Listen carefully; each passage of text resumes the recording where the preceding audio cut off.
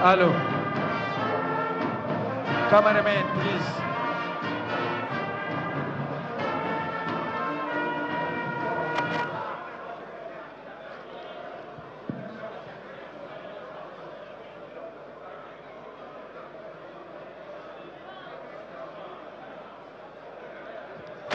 Thank you very much, Your Excellency, the Executive Governor of Adamawa State, Right Honorable Dr. Ahmadu Umar Fintiri, CON GSSRS, our amiable ATM and fresh air governor, the architect of our new modern Adamawa State, a 3 times presidential award winner as best governor on urban and rural infrastructure development, our dear talk and do governor.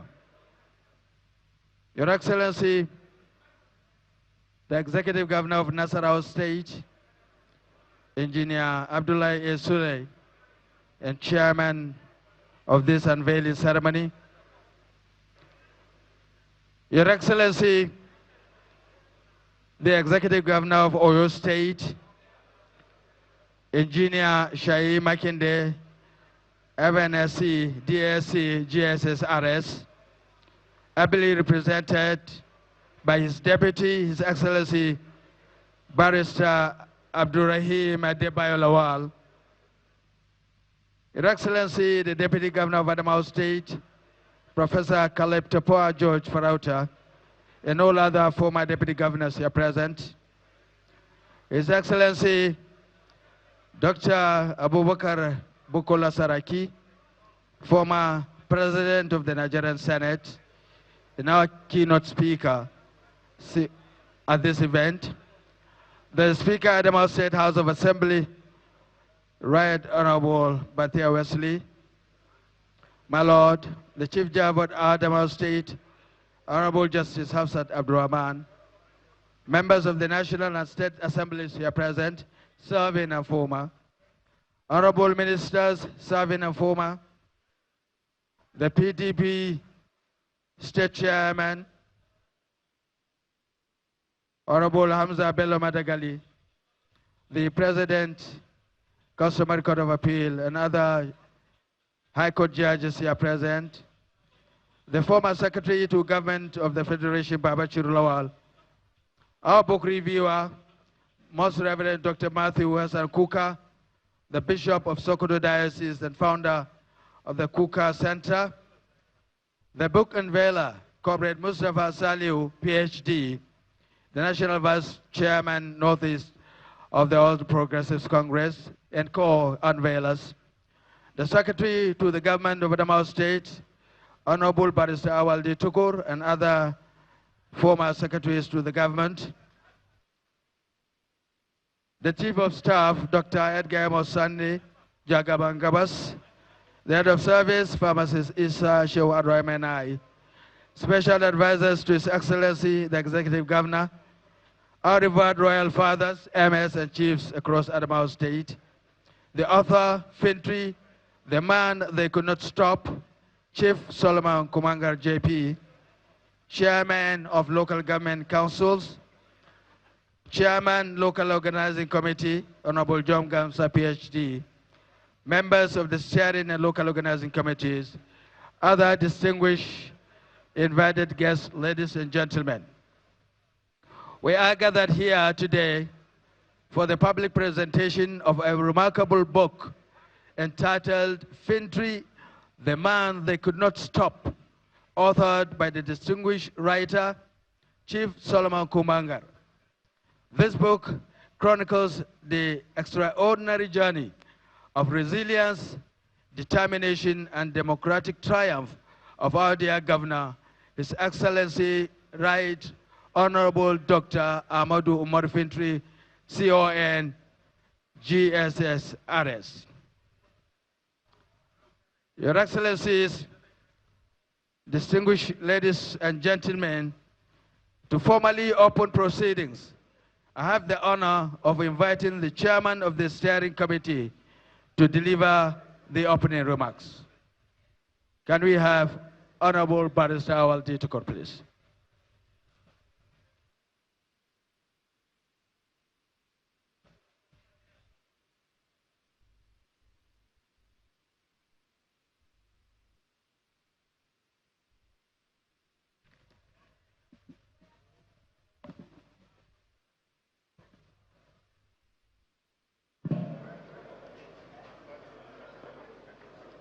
I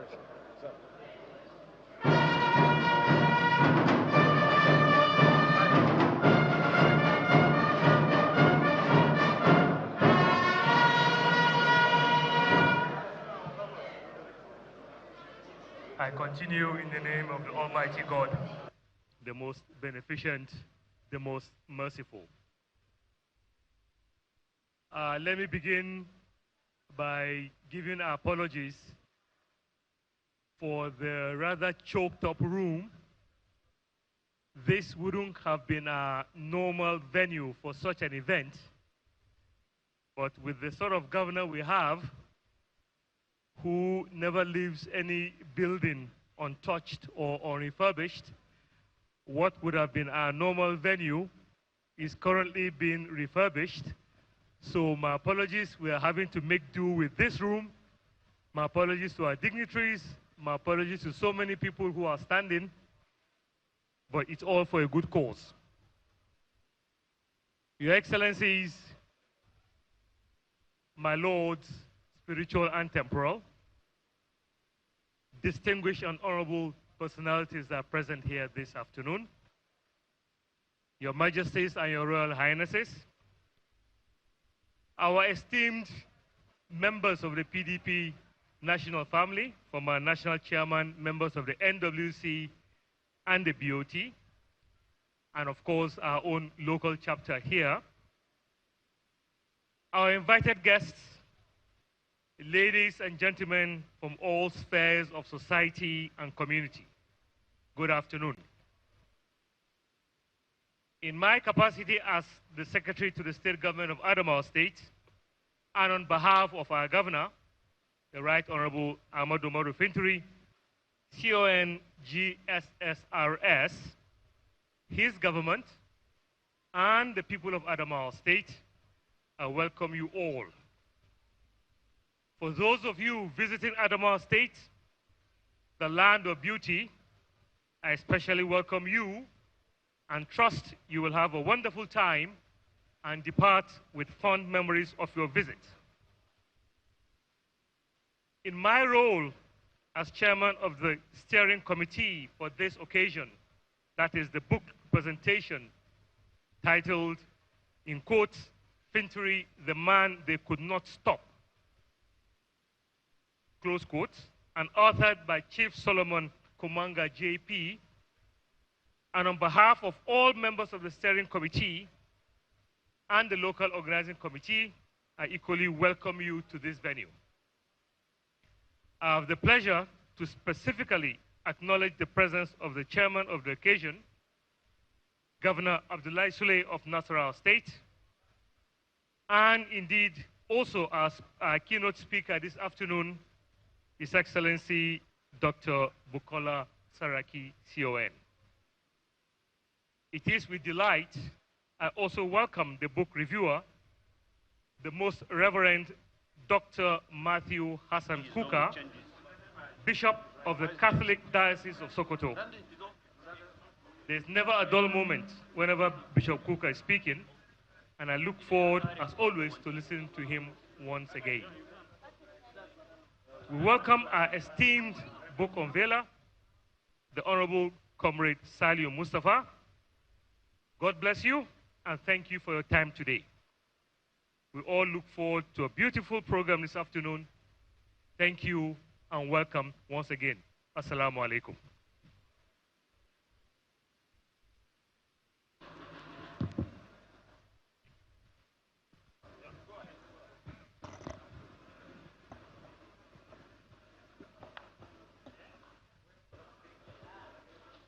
Thank you,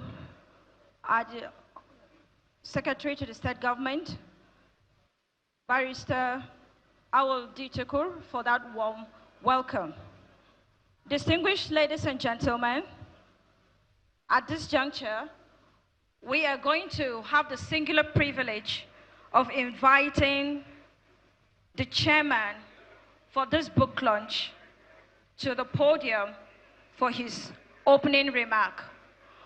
All the way from Nasarawa State, the home of solid minerals, we are honored to have His Excellency Engineer Abdullahi Sule for his opening remark.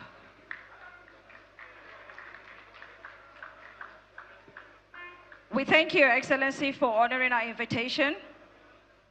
Thank you for your unparalleled dedication that brings the wealth of your experience and adds color to this occasion. Thank you, Your Excellency.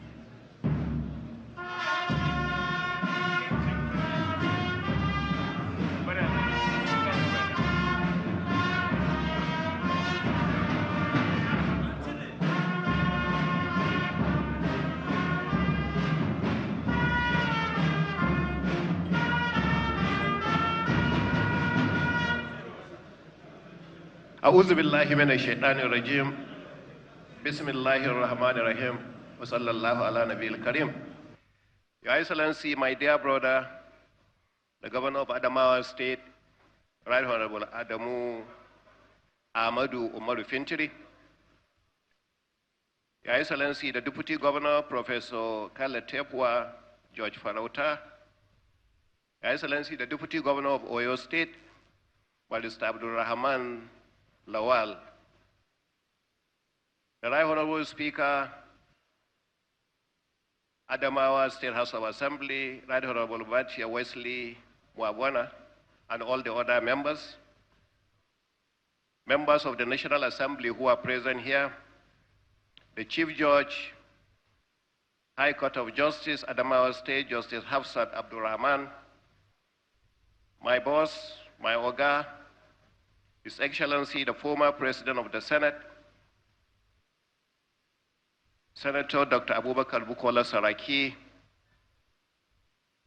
Your Royal Highness, my father, the Lamidong Adama, Dr. Muhammad Barikindu Ali Mustafa, and all the other royal fathers who are here, the National Chairman of PDP who is here, the National Chairman of my party, the APC, National Vice Chairman of my party, the APC Northeast, Salihu Mustafa, PhD. Members of the Adamawa State Executive Council, the book reviewer,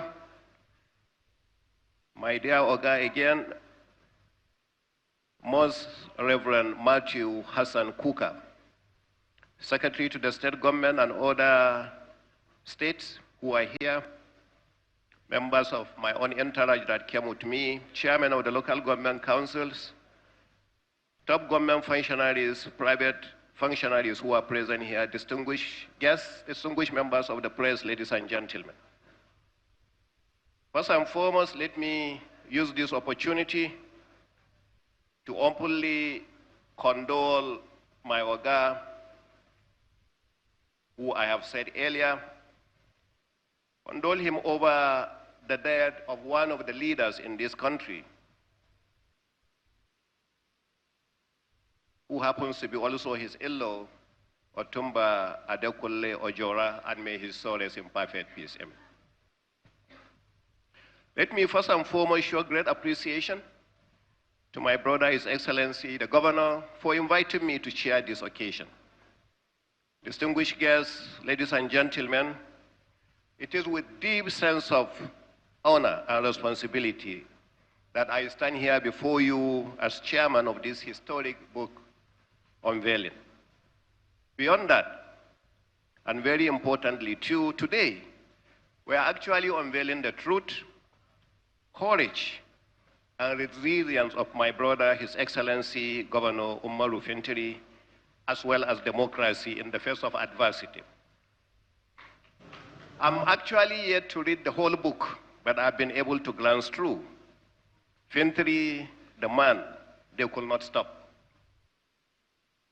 which is authored by another very distinguished gentleman, Chief Solomon Kumangar, whom I have known to be a veteran media professional.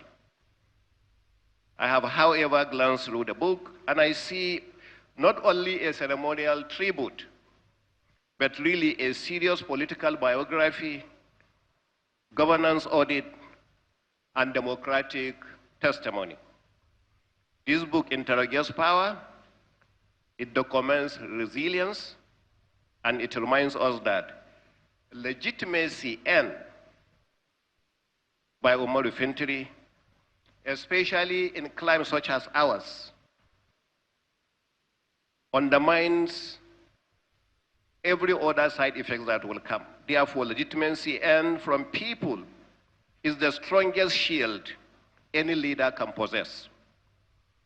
Right Honorable Fintiri represents a model of people-centered leadership that cannot be derailed by conspiracy or manipulation.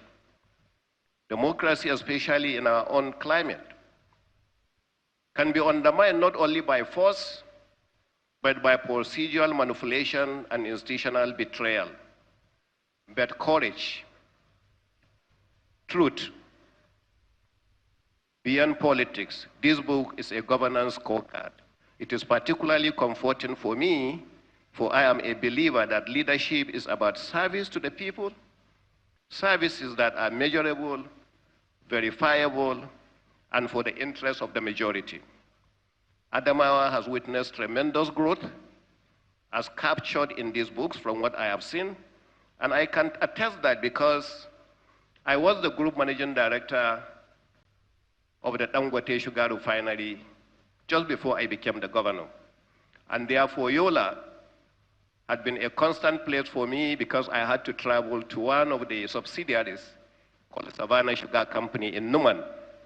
Therefore, I'm very familiar of what has taken place in Yola since Governor Fintiri came in. I'm also familiar of what has happened in Sheleng, as well as in Guyuk and Numan itself.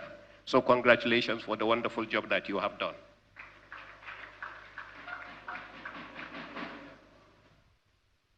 But in addition, I also see the restoration of workers' dignity through salary clearance, massive investment in roads, hospitals, schools, and urban infrastructure, education reforms backed by consistent scholarship payments, digital revenue reforms that have strengthened your IGR, respect for local government autonomy, a leadership style that is hands-on, visible, and accountable. These are not mere abstracts or the writing of a media aid. They are outcomes, and outcomes are true language of a governance. I have also seen tolerance, where when a hired crowd at one of your events was shouting, "Bamai, Bamai, Bamai," and I saw a governor that tolerated enough to say, "Kaima Bamayinka." And at the end of the day, the governor asked the DJ to give him a good tune, and the governor danced it out and played it out. That is democracy. My brother, you are working like a true progressive governor. And I dare say, you have the APC in your DNA. We are on the same page with you. We are the current governors, and local government chairmen can attest carefully that we have seen tremendous amount of improved revenues as a result of renewed hope economic reforms. We must say that a big thank you to Mr. President, President Bola Ahmed Tinubu GCFR, for the wonderful reform that he has done and has put more money in our hands. I think we should clap for Mr. President, President Bola Ahmed Tinubu GCFR. Which brings me to one of the reasons why I came here.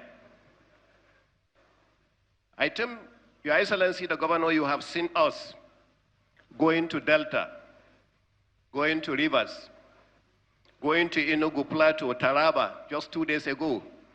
And I'm sure you have seen us going to Kano. And who knows, this may be an expedition that I'm coming to do, another big catch. I have come with a cap just in case His Excellency is thinking of something similar. I can wear this cap on you, and I think we can go ahead. If I had known that my boss will be here, I would have come with 2 caps. But I don't think it's too late. On a more serious note, my brother, as a sitting governor, in my second term, I understand the weight of leadership. I understand the loneliness of decision making. And I understand the courage it takes to govern with conviction and pressure. Leadership is not about popularity at all costs.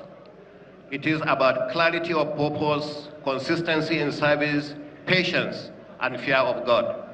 Governor Fintiri's journey, as calculated in this book, reflects a true and many are well to know. With all this, I thank you for inviting me, and I pray that God Almighty will continue to unite us for the benefit of Nigeria. Thank you very much. God bless you.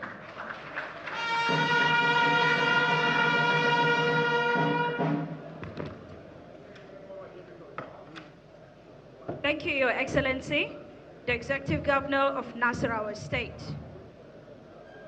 Your Excellencies, our Royal Highnesses, our Royal Fathers, distinguished ladies and gentlemen.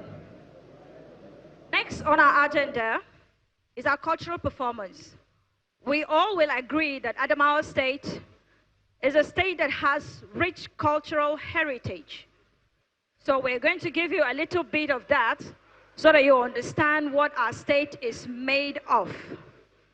So to take us into this segment, I am going to invite my co-MC in the person of Mr. Charles Doke to take us further into this segment. Thank you, Your Excellencies. Thank you very much, Nacha.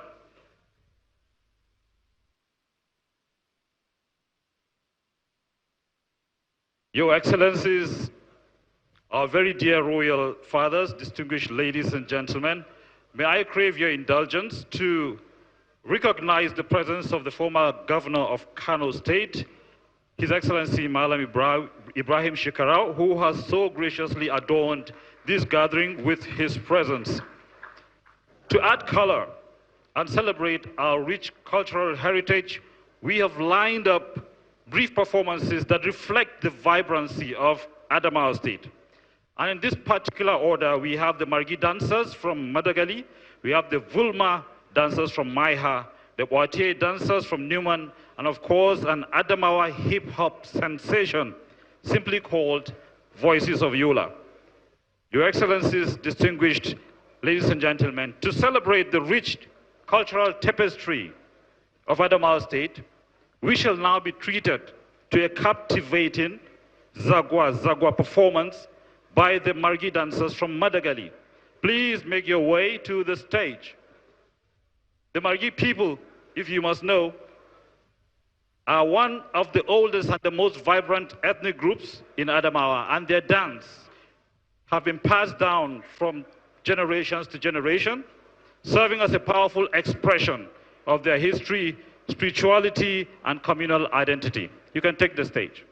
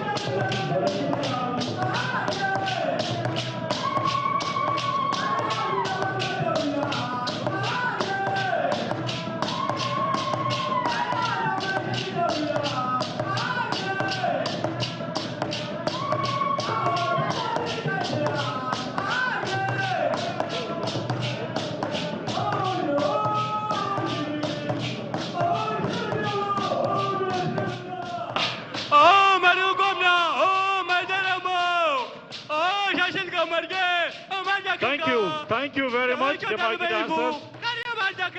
Thank you. Thank you. Mungode, Mungode.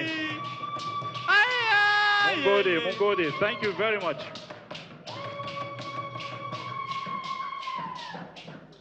Thank you so much. Thank you so much for being gracious with your claps. Your Excellencies, ladies and gentlemen, very quickly, fresh from the hills of Maiha, we are now pleased to also present the Mbaya dancers from Maiha. Before they get set, and I'm sure I can see a pot coming in, the Mbaya dancers carry out what you see as a cherished tradition among the people of Maiha, and indeed Adamawa State.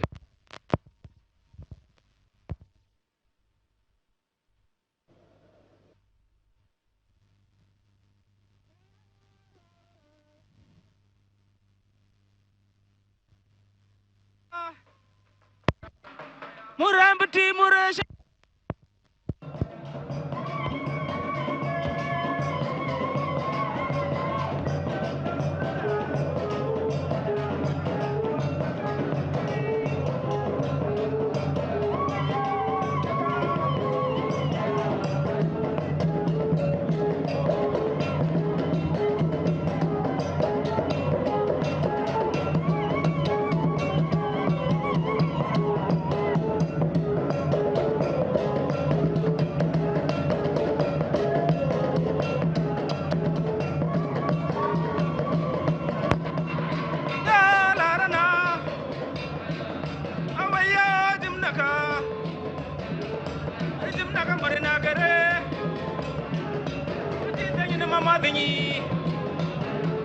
Mama dengi ngura, mama dengi cicit bala, nehem siden mamorina,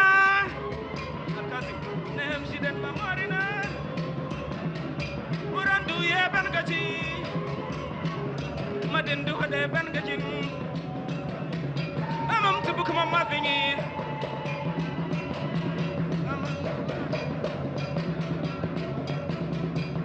Ayya ti dalle ya mamlawara ya marhada yunen nauda ya mamlawara ya kiram tabba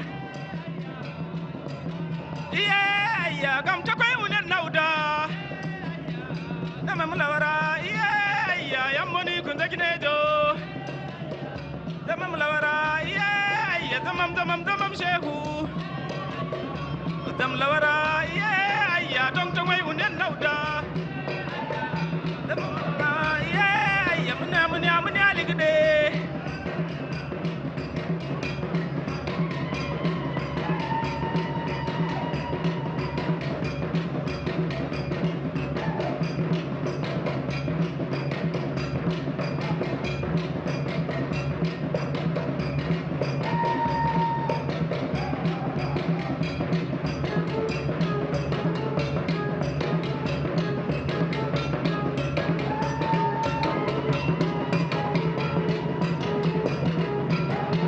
Thank you. Thank you very much. The Mbaya dancers, thank you very much.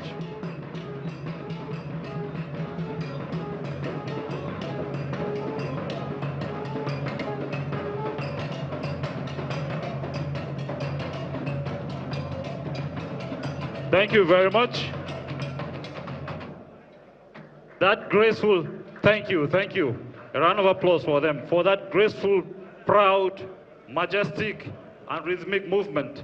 And all these dances actually tell the stories of resilience, togetherness, and the enduring spirit of the people of Adamawa. And this is a theme that resonates very beautifully with the very subject of today's book presentation.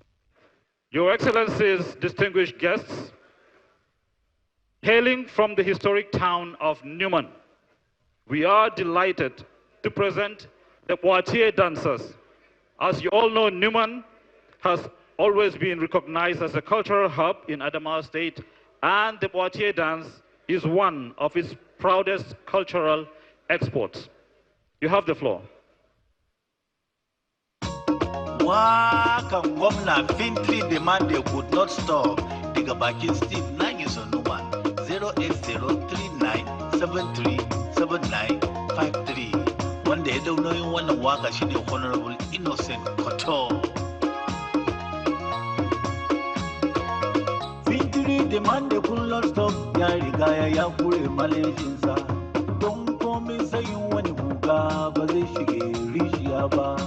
Fintiri babban rijiya domin kowa da kowa, rijiya don shin gaba idan kana neman shin gaba, rijiya don development idan kana neman development, kana neman flyover ka zo Adamawa, in kana neman fly under ka zo Adamawa, ko kana neman side by side ka zo Adamawa. You can never stop Fintiri, you can never stop Fintiri. In you don't easy, baja baya. Shesa Solomon Kumanga is Fintiri demand they cannot stop. Demand they could not stop. Fintiri demand they cannot stop. Mothers who hear the sheep. Fintiri demand they cannot stop. He can one eat mutum ne Fintiri. Fintiri demand they cannot stop. Solomon Kumanga yari gaya wanke komai. Fintiri demand they cannot stop.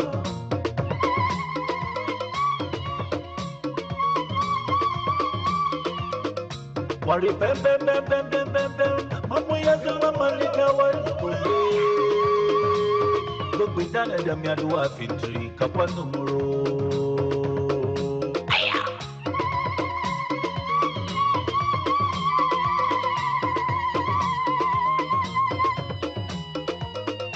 Fintiri zaman kaya ide de mutanen mun na kai zuwa.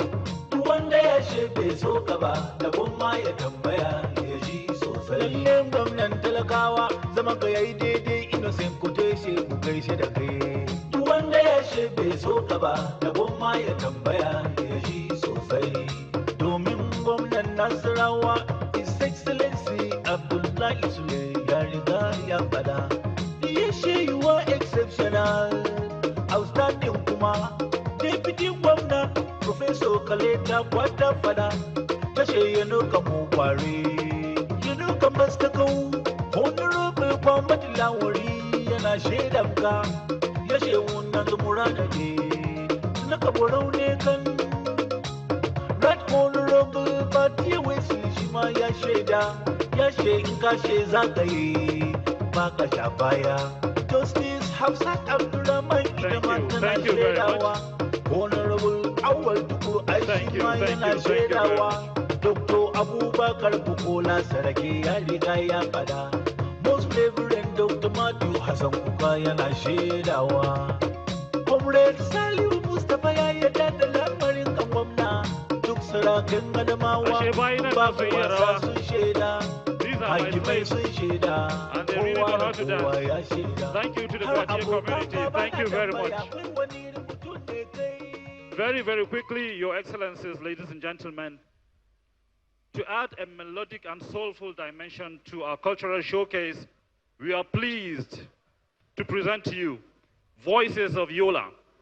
As the name suggests, this talented group draws its musical soul from the heart of Adamawa's capital, Yola, a city that is steeped in history, culture, and artistic heritage. Hello. Yes. Voice of Yola? Yes, sir. Carry on. Hello, hello, kowa da kowa. Wanda ya san mu ya gode Allah, wanda bai san mu ba ko yau ya shirya sanin mu. Voice of Yola Jebo ya Alhajin Adamawa. 1, 2.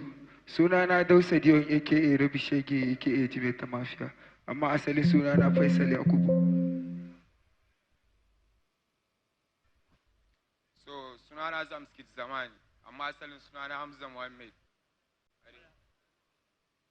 Assalamu alaikum. Sunana Gago Parade, amma ni sunana Hamza Muhammad Raspit.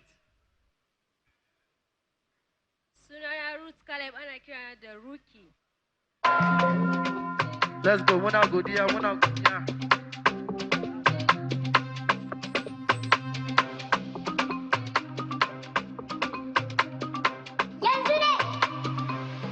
1, 2, go. Damuna ta zo, ruwa ya yi gyara, an rusa ko ta ina tsakiyan gari ta yi kara. Na je Abuja Oktoba, na sauka karuwa don Uba. Na je ziyara gun abokiyan bi dan wuta. Aboki ya kira ni, Zaskit zamani, me ke trending.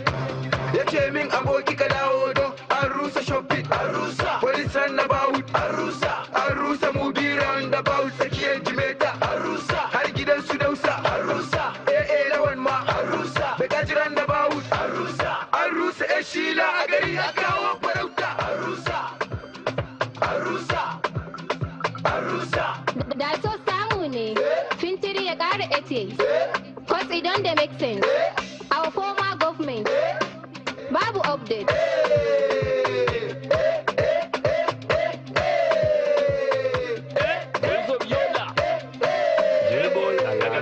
Ana rushe-rushe a Yola amma ai duka dan gyara ne. Da gaske duk mai zagin Adamawa yana neman suna ne. Da ana ƙara ATS kan mulki a radu da sai ya ƙara. Don yana da zarra, baya jure fitsara. Belle a marci jara, bugawa makiya kusa kan gyara ko ina a rusa. Police ran about, bai kaji mubiran about da kasuwanni duka an rusa. I no get no face, I no pay no day. I'm here for day back. Jimeta J town, yeah Jimeta na big town. Baba Fintiri, thank you. Jagaban na arewa, number one na arewa. Gwamnan Adamawa, mai tausayin talakawa. Haske ya haska mun ga gari duk ya canja. Gani zuwa ga kima kai abun ya bada garisma. A gwada da kai a gaban banci gabar makiya ne a kan benci. Wannan aikin ai kun san shi, aikin waye aikin oga. Tafiya ai ta daure kun san ko an je a dawo. Jimeta tiyo da muna yin shi, ya kamata a duba shi. Maganar na duba shi, aikin na duba shi. To ina gwanin wani ganawa, mai kishin Adamawa, jagoran talakawa. Gwamnonin da muka yi can baya ba mu samu irin ka ba dan baiwa wanda ba irin sa Afirka. Ka gyara flyover shi yasa muka ma kuriya over. Ba ka rike albashi wannan gefen ma mun duba. Ka ba da tsaro sosai marasa kunyan duk sun duka. Gwamnoni ka mana hanyoyi ko ta ina ka sa fitiloli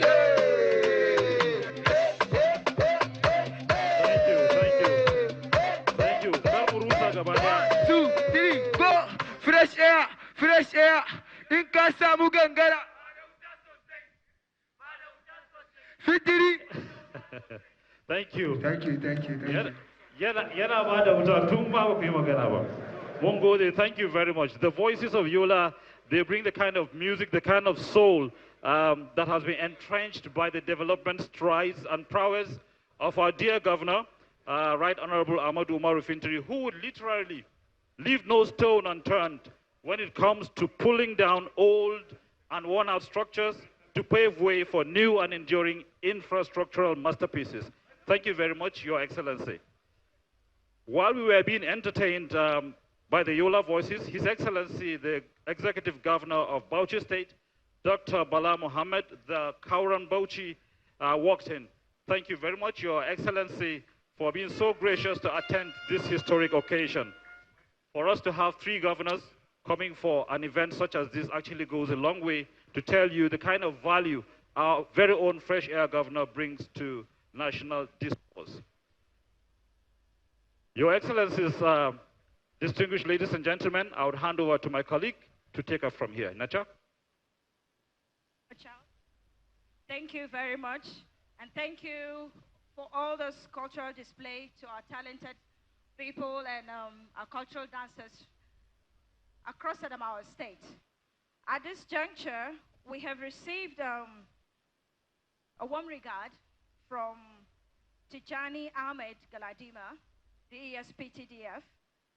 He sincerely apologizes to you, Your Excellency, sir, that he is away in Dubai for an official engagement, hence his absence. But I believe his spirit is with us. Thank you very much. Now, right on our agenda, we are going to receive the keynote address from the 13th Senate President in the person of Dr. Bukola Saraki. The podium is yours, Your Excellency. Thank you very much.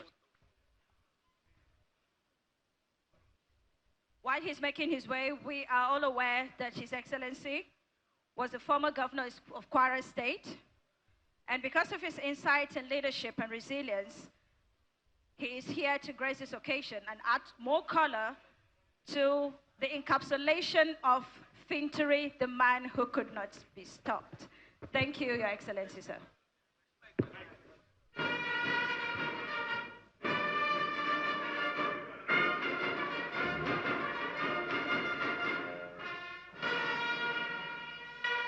His Excellency, subject of today's book, host, the Governor of Adamawa State, Right Honorable Hamadu Usman Fintiri, Excellency, the Chairman of this occasion, Governor of Nasarawa State, Alhaji Abdullahi Sule, His Excellency, the Governor of Bauchi State, Bala Mohammed, Deputy Governors of Adamawa State, Professor Parwata, Deputy Governor of Oyo State, Mr. Alabi, distinguished senators, members of the House of Representatives, honorable speakers and members of the Adamawa House of Assembly, Chief Judge of Adamawa State, members of Adamawa's State Executive Council, our royal fathers, leaders of our various political parties present here, particularly Alhaji Kabir Turaki and Comrade Salih Mustafa, the author of the book, the reviewer of the book, Bishop Kuka, local government chairman, gentlemen of the press, distinguished ladies and gentlemen, Assalamu alaikum. It is my pleasure and honor, in spite of the happenings in the last few days for me personally, I believe that to be here in Yola because of my close relationship with His Excellency, the Right Honorable Adamu Fintiri, the Governor of Adamawa State, and my great respect I have for the good people of Adamawa State, and also because I cherish to celebrate and associate with good projects, programs, and policies that serve our people. My relationship with the man of the moment goes back over a decade when he was then a speaker and then an acting governor. I saw in him then an individual who was very focused, who was very determined, who was very strategic, and who was very intentional. These are the qualities that are important in delivering dividend of democracy to our people. However, I need to confess, I've not had the opportunity to read the book from cover to cover. But I can only guess it gives an account of the stewardship of Governor Fintiri, who has served for 80 months. If I'm right, then this book must present a bold move, because it is only a governor who is sure of his performance so far and his achievements that can do what we are celebrating today. So let me congratulate you for being bold and courageous to put before us, particularly your electorate, on what you've been able to do in this opportunity you've been given. The book is another effort to report back to the electorate and to submit yourself to their judgment boldly. The governor is sending a clear message to the good people of Adamawa State that they should feel free to assess his work and give a verdict. Only a leader who is sure of his performance can do this. The book emphasizes the importance of leaders being intentional and having a plan. A lot of our leaders get elected just for the sake of power, and are not interested in service nor in performance. But what the governor is saying today is that I am here to show that I am here to serve and to be judged by my performance. Books like this will go a long way in challenging and supporting and improving our democracy, because it allows us, the electorate, to have clear accountability, to look at and review the stewardship of a lot of our leaders. Also, this book that we're presenting today gives us an opportunity for us to understand the policies, politics, programs, and projects of a governor and his administration. They provide the history of an era in the life of a people. They're enriching the National Library. We are telling the generation coming after us what happened before their arrival. And we are directing the attention of the present generation to what they might not be aware of.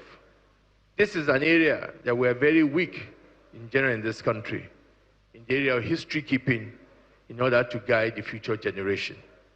As a country with a young population, events like this are so important in guiding the young ones who are coming ahead and in laying the right foundation for a greater country. So yet again on this point, let me congratulate those who have organized this event. It might appear there's only about the governor, but no, it touches all the facets that are important in making this country a better country and strengthening our democracy. I want to enjoy all of us present here, and those who are not here, to endeavor to get copies of this book, so we can familiarize ourselves with the story of the Fintiri administration. We should also endeavor to ensure that the younger ones in the various secondary schools, tertiary institutions in the state and beyond have access to this book. I urge the governor to ensure the book is distributed to these in these schools as soon as possible. Getting the book to schools, youth groups, general public is the best way to let people know about the period. We should help to disseminate the message and circulate the book. I am sure a lot of people will also want to know the story behind some of your projects. It is not just the projects itself. How were these projects designed? What were the challenges? We've been talking a lot when we went to the commission this day and today in the cultural dances and display, where people have said, if you are demolishing for good value, continue to demolish. Because people need to know why, what has led to this. And I think this is very, very important as we transform into the next phase of this great country. I would not want to make a response to the chairman of occasion, but I can at the same time will not keep quiet. Chairman of occasion, okay, he came some caps. I'm sure you'll be going back home with those caps. Governor, the party cannot be a breeding for performance. If we are not performing, you will not try and recruit us, which means they are performing.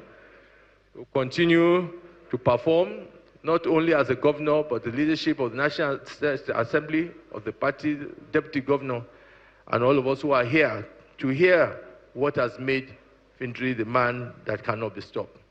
And let me use this opportunity to remind you, Governor, you still have another 16 good months to continue to deliver more evidence of democracy and serve your people until the last day of this, your tenure. And pray that Almighty Allah ensure that you end well on a high note, because you have worked hard for your people. And I hope that the people as well, because loyalty is reciprocal, he has devoted his time, and I hope the people of the state too will also show that love and that affection. On this note, as I deliver this, I wish us all a successful occasion at this very important occasion. Thank you so much.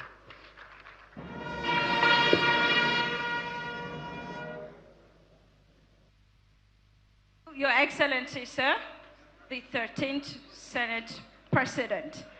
That was quite insightful, and we appreciate you for appreciating our own governor, the people's governor, Governor Telakawa, His Excellency, Right Honorable Amadou Umaru Fintiri.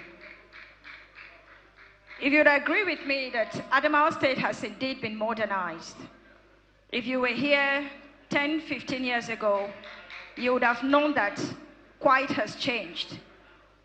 And we are proud to say that we are living in a modern world. At this juncture, we're going to have a documentary and a video presentation that will further enlighten and to give you an idea of what has taken place in the state, in case you have not the privilege of going round. And to take us in this segment, I'm going to invite my co-host, Hamad Bello Idris, to take us into the video documentation. Thank you. Thank you very much. Your Excellencies, distinguished ladies and gentlemen, before we proceed to the formal review of the book, we have prepared a short documentary that captures the legacy and achievements of His Excellency, the Governor of Adamawa State, Right Honorable Dr. Ahmadu Umar Fintiri, CON GSSRS. This 5 minutes documentary will provide context to the resilience and leadership that inspired this book. May I request the audio-visual team to roll the documentary, please. Can we have it now?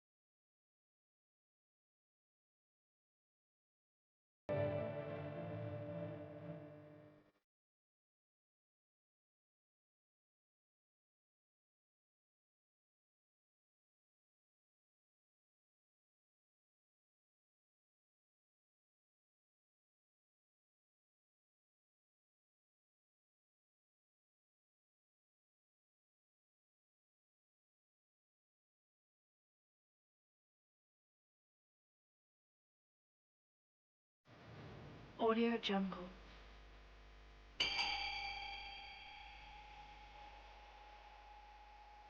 Thank you very much. Thank you very much. Your Excellencies, distinguished ladies and gentlemen, this is what we here in Adamawa State call the Fintiri magic. Can we give His Excellency a round of applause, please? Your Excellencies, ladies and gentlemen, every book has a genesis, a reason for being written. To share with us the inspiration behind this work, I am pleased to invite the author, Chief Solomon Kumangar. Chief Solomon Kumangar is an accomplished writer whose works have contributed significantly to our political discourse. Please join me in welcoming him to share with us his thoughts, his impression of this work. Thank you.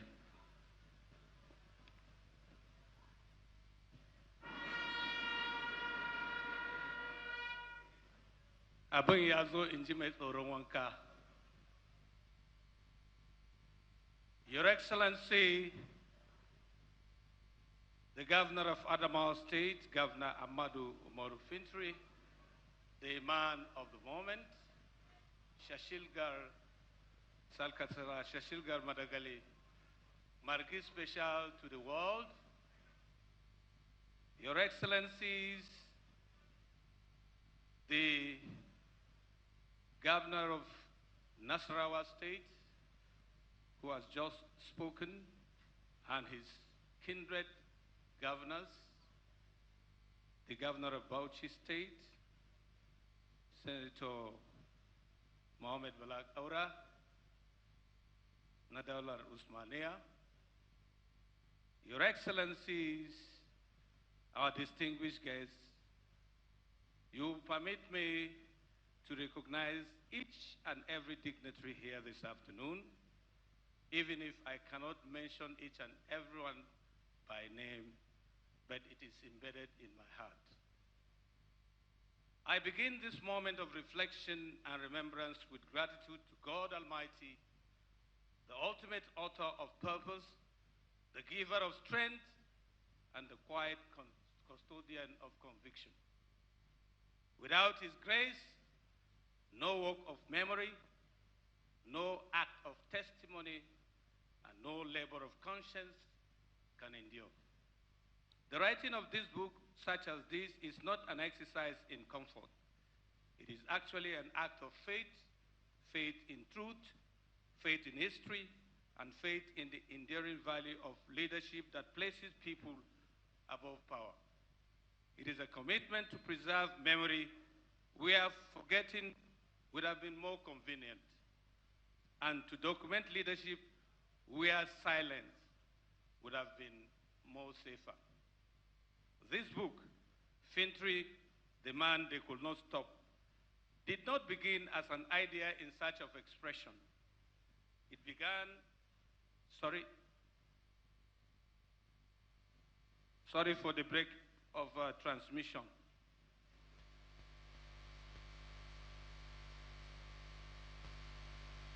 It began as an idea in search of expression. It began as a responsibility and obligation to history.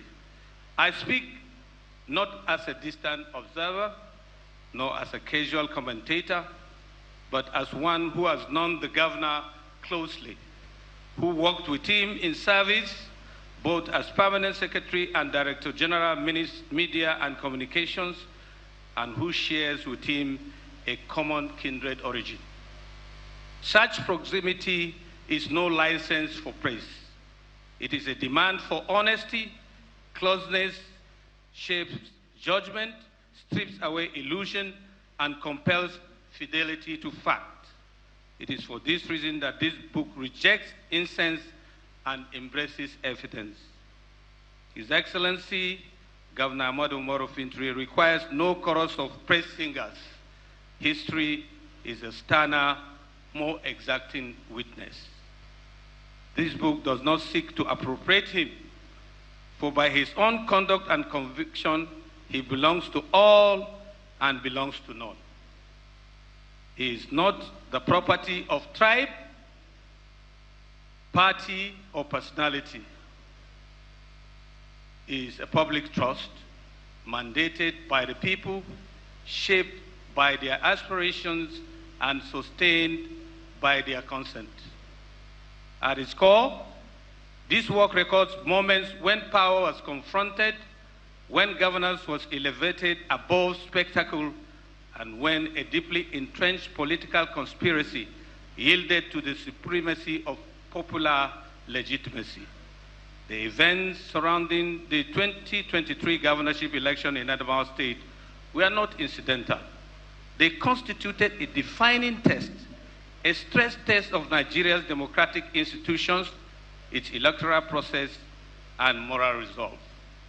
Within these pages, I introduced the concept of hoodooism, not as a slogan, but as a cautionary framework. It is the anatomy of a coordinated attempt at electoral subversion, a reminder that democracy can be undermined not only by force, but by procedure, not only by violence, but by silence, not only by arms, but by compromised institutions. That chapter alone ought to provoke sober reflection among all who hold Nigeria's democracy dear. If this book serves as an enduring function, let it stand as a reminder that integrity in leadership will always outlast conspiracy, that the collective will of the people remains the ultimate authority, and the democracy demands vigilance not only on election day, but every day that follows. May this book stand as a record, may it stand as a reminder, and may it stand as a resolve. I thank you most sincerely. Thank you very much, Chief Solomon Kumanga. Your Excellencies, distinguished ladies and gentlemen, we have now come to the centerpiece of this event, the formal review of the book, and I want to call it with my full chest, as we say it in Nigerian parlance, Fintiri, the man they could not stop. Now, to undertake this very critical task, we have with us, Your Excellencies, ladies and gentlemen, a voice of moral conscience in our nation, a scholar, a public intellectual, a constant advocate of justice and good governance. Most Reverend Dr. Matthew Hassan Kuka, the Catholic Bishop of Sokoto Diocese and founder of the Kuka Center and co-convener of the National Peace Committee. He is renowned for his fearless commentary on national issues and commitment to truth and accountability. Your Lordship, we eagerly await your review of this very important work.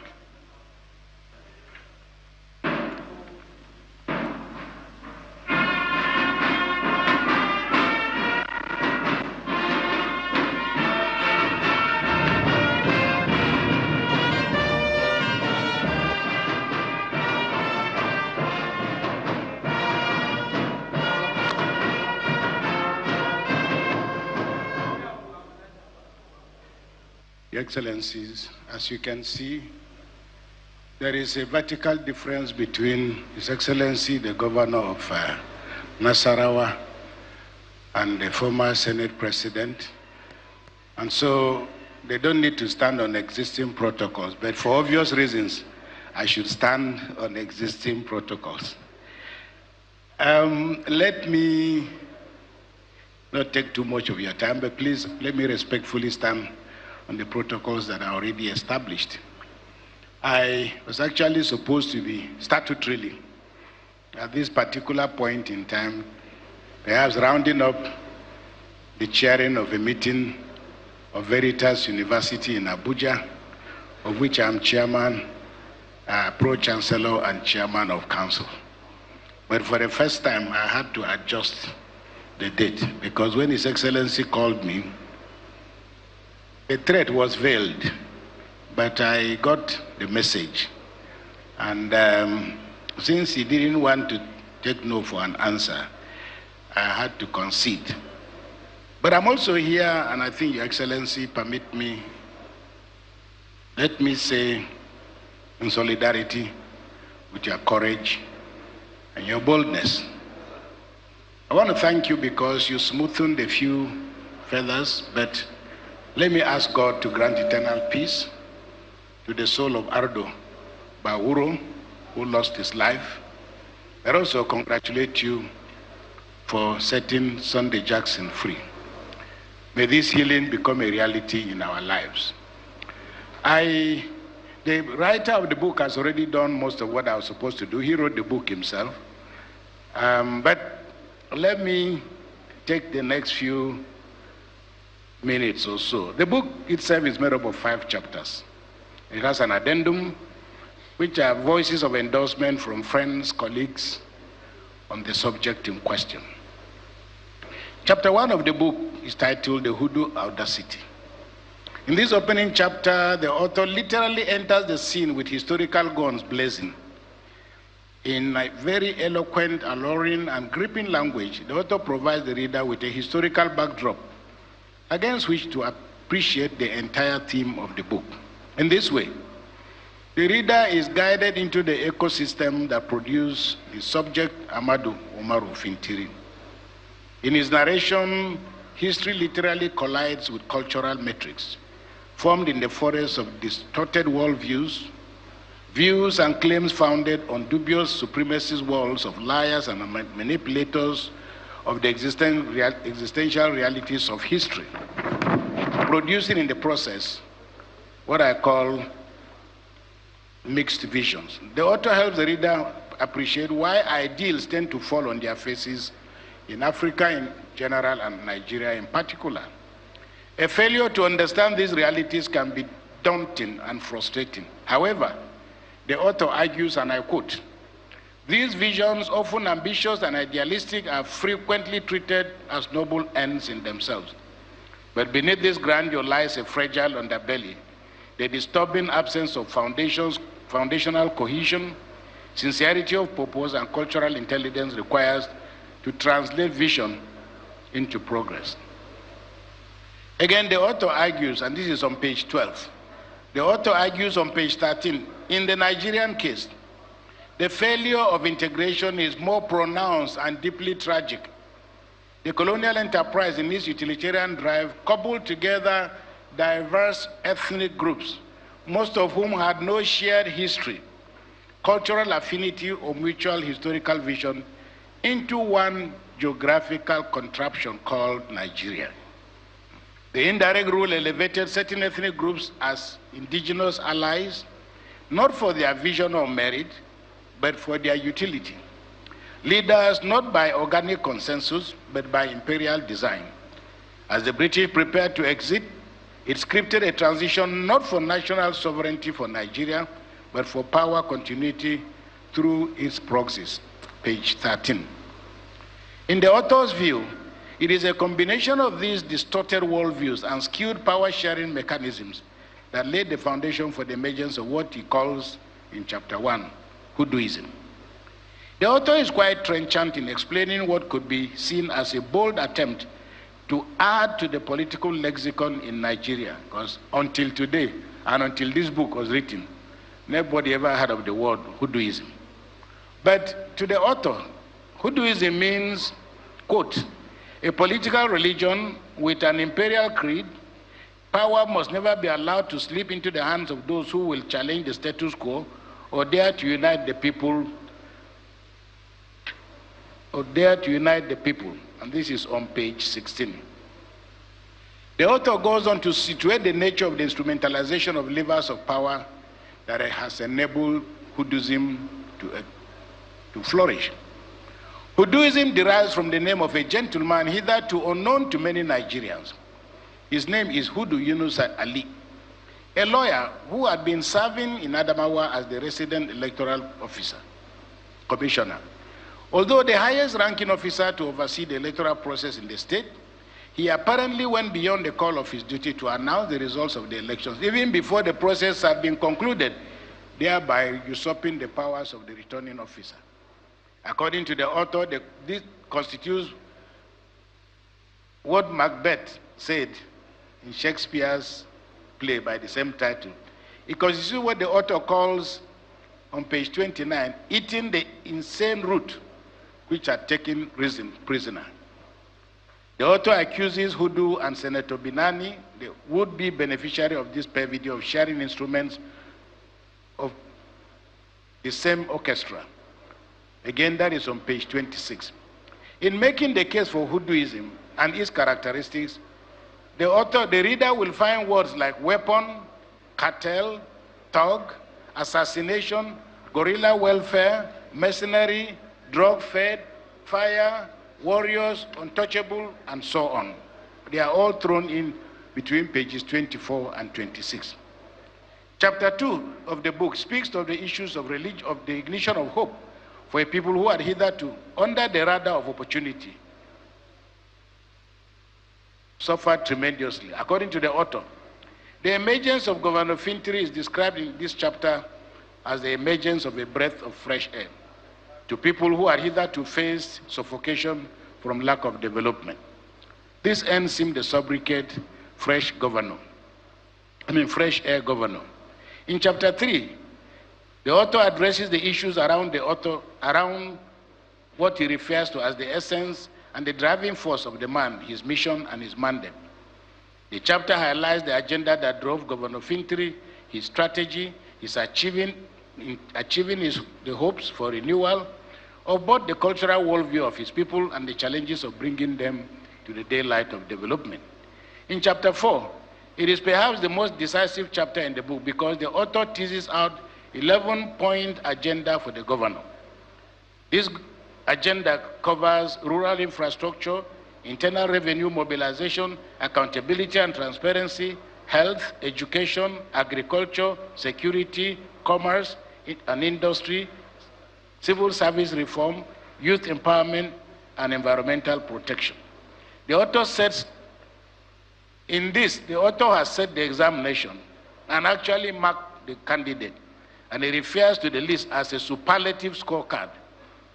If this is already a superlative scorecard, all we can do is to cross-check, cross-reference, and verify. The list is not one of empty claims because there are locations indicated and timelines that are verifiable. So all the critics can do is not to quarrel with the facts and the claims, but to legitimately be encouraged to trust but verify. As they say in Hausa, Ganiya Koriji. Let me now simply attempt to summarize this superlative scorecard. On rural infrastructure, the author presents the governor as using this as a way of impacting the lives of the citizens of Adamawa. Infrastructure is literally everything, and here using the provision of water and power supply, the setting up of community and social development agency, the Ministry of Water Resources, Housing and Urban Development, collaboration with national and international NGOs and donor agencies, the governor is able to pull together and engage in the transformation of the lives of the citizens of Adamawa State.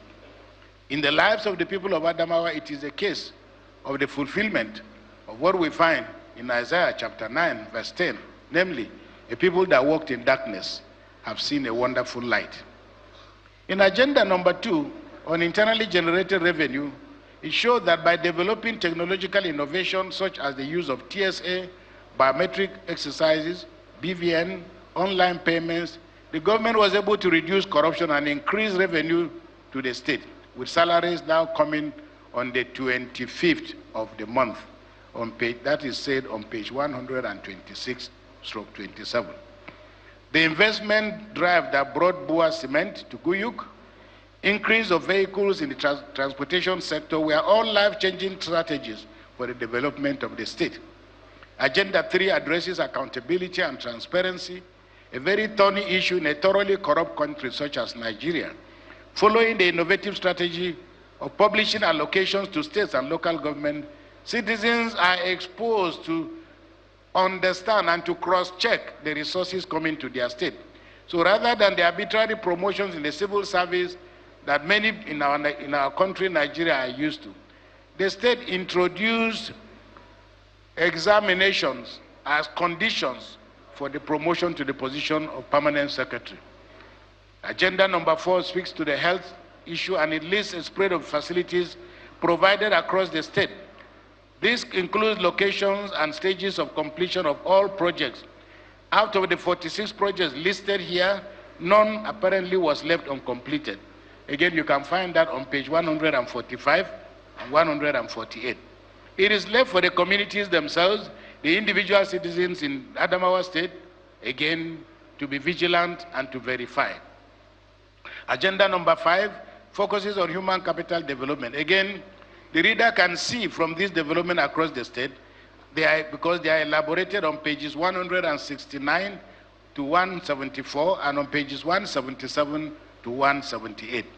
Agenda number 6, 7, 8, 9 speak to agriculture, security, commerce and industry, civil service reform and youth empowerment, and finally, environmental protection and climate change. The book ends with voices and perspectives, being a documentation of interviews and comments of friends on the subject. The book ends with a selection of speeches and the subject covering different thematic areas in the course of his administration. The last pages of the book, which is pages 311 to 332, present a list from the Ministry of Works showing projects and their status as of 2022. Again, readers have an opportunity to check, cross-check, and verify the claims made in the book. And now, having given you a glimpse into the book, I wish just to take the next few minutes to do what I'm called here to do, namely to critique the book. And I just made a few points, 6, 7 points. First, the reader of this book will be left with no doubt as to the commitment of the writer to his subject. And he does not shy away from the fact that he is first, partisan, and dedicated to giving the world a view of a man he has admired and had the honor of working with. To this extent, the book, those who admire or wish to vilify the governor have been served all that they need to weigh the subject. Thus, the first thing to say is to commend the author for undertaking the task. Its importance lies in his presenting us with a back-to-back view of the man, Ahmadu Umaru Fintiri, his struggles to power, and how he has used that power for the service of his people. Writing history is important for the development of nations because citizens have a chance to weigh the struggles of the winners and the losers. 2, the author deployed his skills in making a very good case for his principal. He has written out of conviction over the personality and the achievements of his principal. The only way to quarrel with his conclusion will be for his critics to write their own accounts or offer corrections and interpretations. This is how history shapes public opinion and enriches society. When these corrections are made and clarifications are made, the readers will appreciate that in the end, history has no finishing post. The author himself demonstrated this by interrogating our assumptions about colonial rule and what I refer to as caliphal historiography. 3, the villains in the book are Barrister Hudu Yahya Ari and Senator Aisha Binani, according to the author. To him, Barrister Ari is a civil servant turned mercenary or political manipulator, on page 18. We all have to wait Barrister Aye's and Senator Binani's responses, not only to the charges, but to the author's characterization of their intents and purposes. We cannot blame Senator Binani, in my view, as a contestant for stepping forward with a speech, especially if she had been told that this coup has succeeded. In 1986, in the quarterfinals of the World Cup, Maradona scored a goal against England, obviously with the result of using his hand, as you can see from the video. The referee let the goal stand, and when Maradona was asked, Maradona said he scored with the hand of God. So, Senator Binani could have claimed that her victory may be the result of the voice of God. The burden of proof lies with INEC, not with her. In all of this, the stories are still incomplete. Both the accused owe themselves and history an account of their own side of the story, because this is only one side. Only after all shall we know the real story. As Max Ehrmann, the American poet, wrote in his famous poem that has now come to be known as the Desiderata, he said, and I quote, "Speak your truth quietly and clearly, and listen to others, even to the dull and the ignorant, because they too have their story." 4, there is a cautionary tale in dealing with this very important subject of the book, and this is one of the greatest beauties of Nigeria. It is also a reason why generalizations and stereotypings are dangerous in interpreting history and facts. The complex web of our dear country and the intersectional relationship beckons on all not to fall victim to stereotype or inhabit an imaginary world in which we are only separated by social class, religion, ethnicity, ideology, and so on. We are in this mix. Senator Ishaku Abo comes across in the book as one of Aisha Binani's allies. Yet, he's a Christian. It is easy to call him a traitor, but it adds to the beauty of politics in Nigeria. Again, how do we explain the fact that, and I'm happy that the governor of Bauchi is here, my good friend whom I haven't seen for a long time, because Barrister Ari is from Bauchi. And the strange thing about this, and listen to me very carefully, the strange thing here is that if you follow this conspiracy theory and you tie it down to religion or any other thing, the chairman of INEC, Mahmoud, is from Bauchi. So you would have expected that Mahmoud will do Barrister Ari a favor. And yet, from the same Bauchi, despite being Muslim, whatever you may say about about INEC, under his chairmanship, they were still able to overturn the result. And I think that is a plus for how complex Nigeria's politics and history is. So the point I'm making here is that from reading this book, we must understand the complex web, that Nigeria is not divided between Christians and Muslims, or men and women. Nigeria is a complex, very beautiful country whose beauty lies in the complexity of these identities. Because today you find yourself aligning with somebody for a different cause. Next tomorrow you find yourself aligning with a Christian against a Muslim, or aligning with a Muslim, two Muslims aligning against. So this is politics, and I think the great beauty of politics is that it enables us to walk through these identities and to weld a nation of good people. 5th, there are other lessons. The issues are not in black and white, Christian or Muslim, men and women. It is interesting also that in the book, Alhaji Atiku Abubakar, the Wazir in Adamawa, is presented in the book as the mother of twins, not able to sleep on one side. He maintains a dignified neutrality in the politics of Adamawa, at least within the context of the politics of the moment. He shows the measured maturity of a statesman, rising above the fray of local politics. Governor Fintiri has been accused by the narrow-minded of not being a good Muslim because of his policy of incorporation and seeing beyond the limited and blinkered view of religion. However, this is how it should be.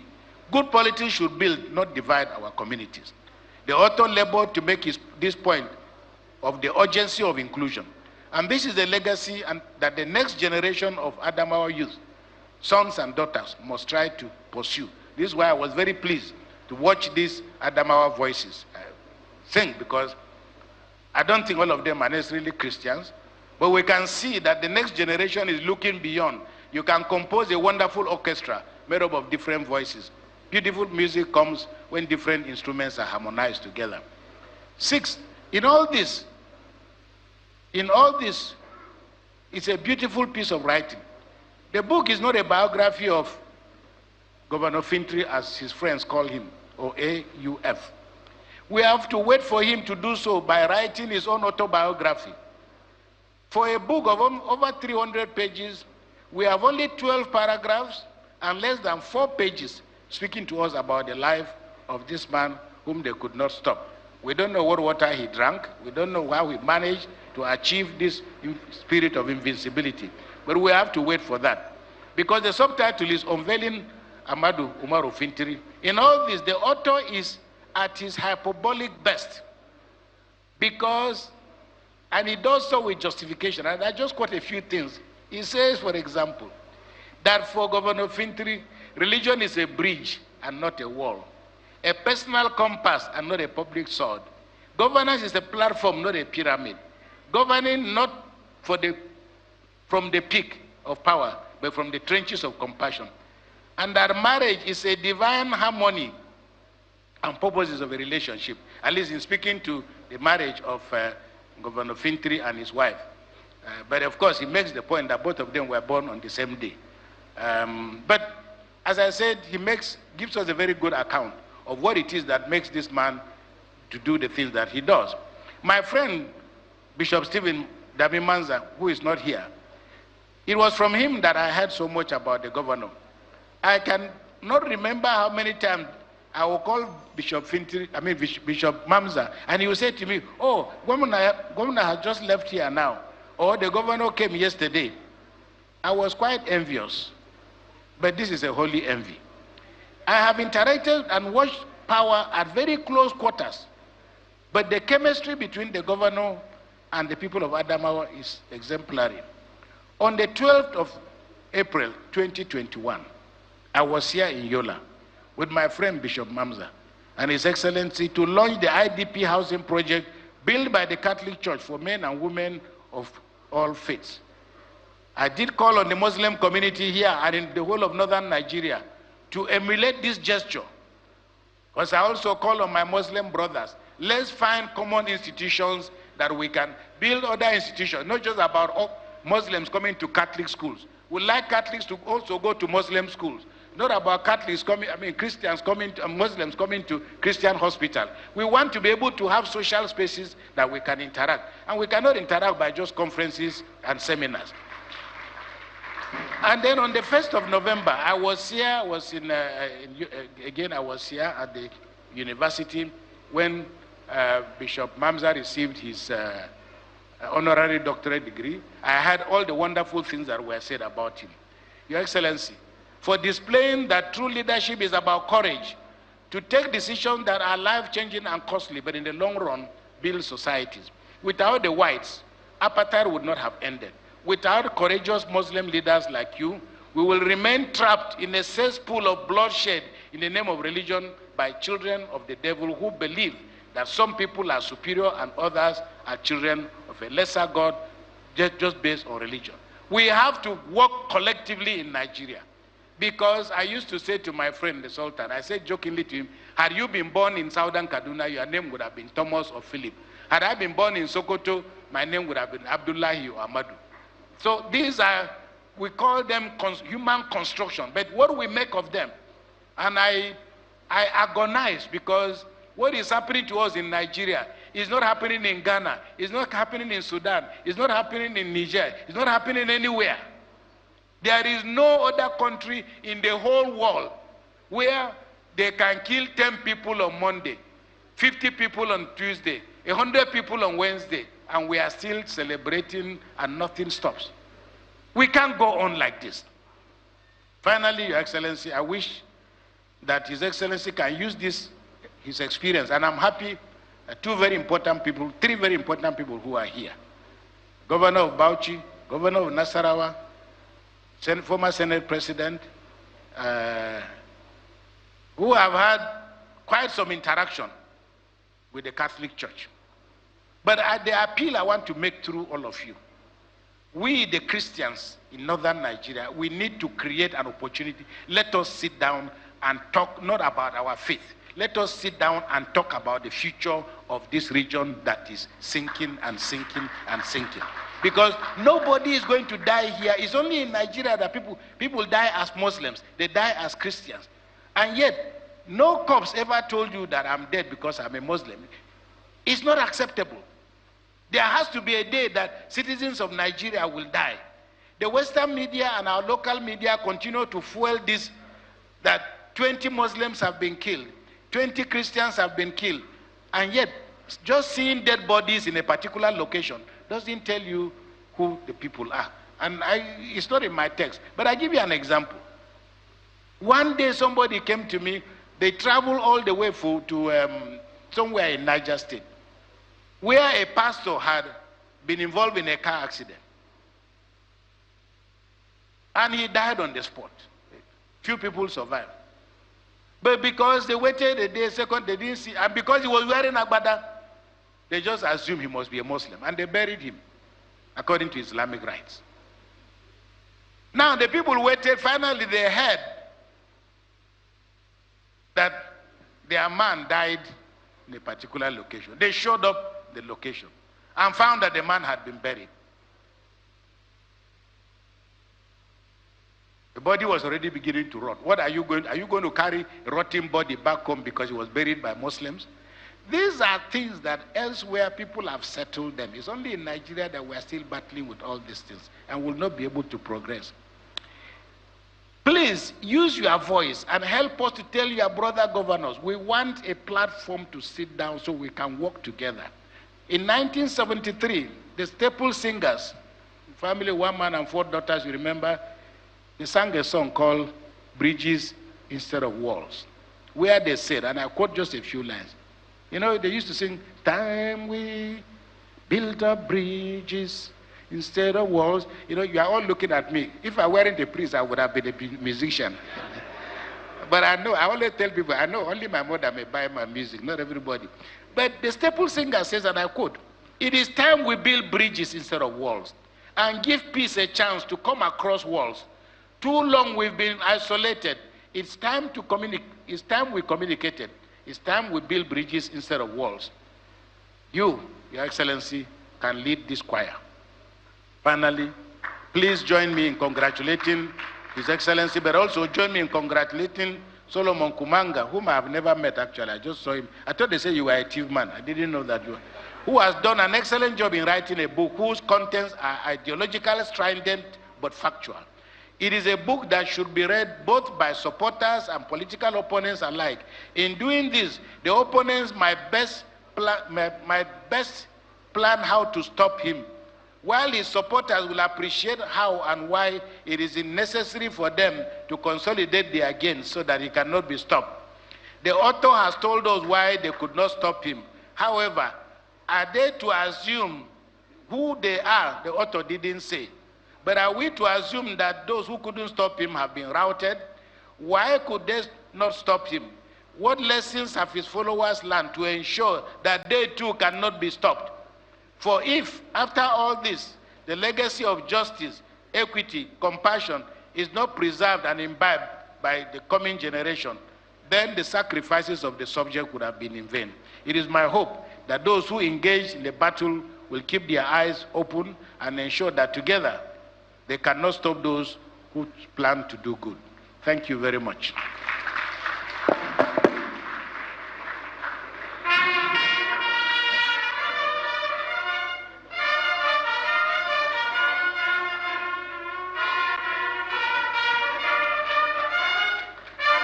Indeed, he deserves a standing ovation. Your Lordship, Most Reverend Dr. Kuka, that was as usual a masterful and thought-provoking review. Yeah. So thank you for your scholarly insights and candid reflections. Distinguished guests, ladies and gentlemen, please let's show your appreciation to His Lordship once more. Thank you very much. Thank you. Very quickly, Your Excellencies, distinguished guests, we are privileged to have among us one of Nigeria's foremost media personalities. We call him Mr. Babajide Kola Otitoju. He's the Executive Director, News at the TVC. Otitoju, whose incisive political analysis has shaped public discourse for years, and at the very decisive moment that actually inspired the writing of this book, Babajide was one of the pawns of the chessboard of history, who through the instrumentality of his lenses documented a whole saga for the world to see and perhaps assess for themselves. Mr. Otitoju, the floor is yours for the media perspective. For want of time, it could be a remark for 2 to 3 minutes so that we will quickly move on to the unveiling.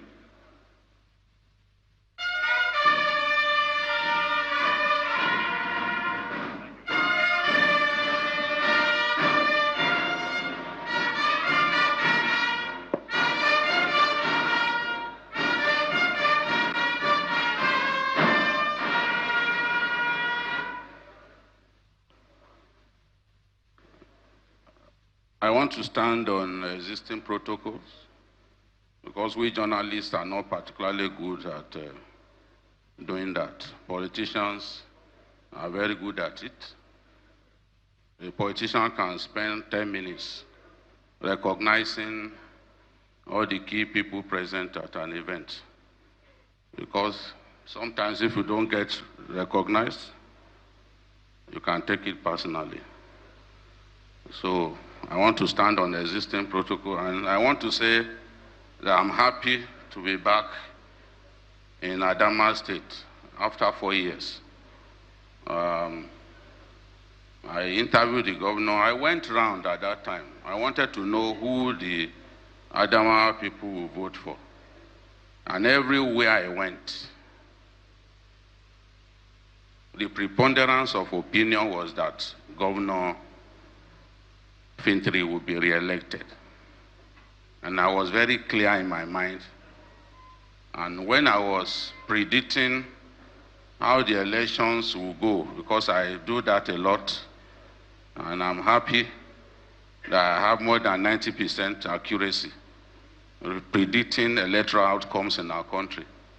I predicted that Governor Fintiri will win, and win well.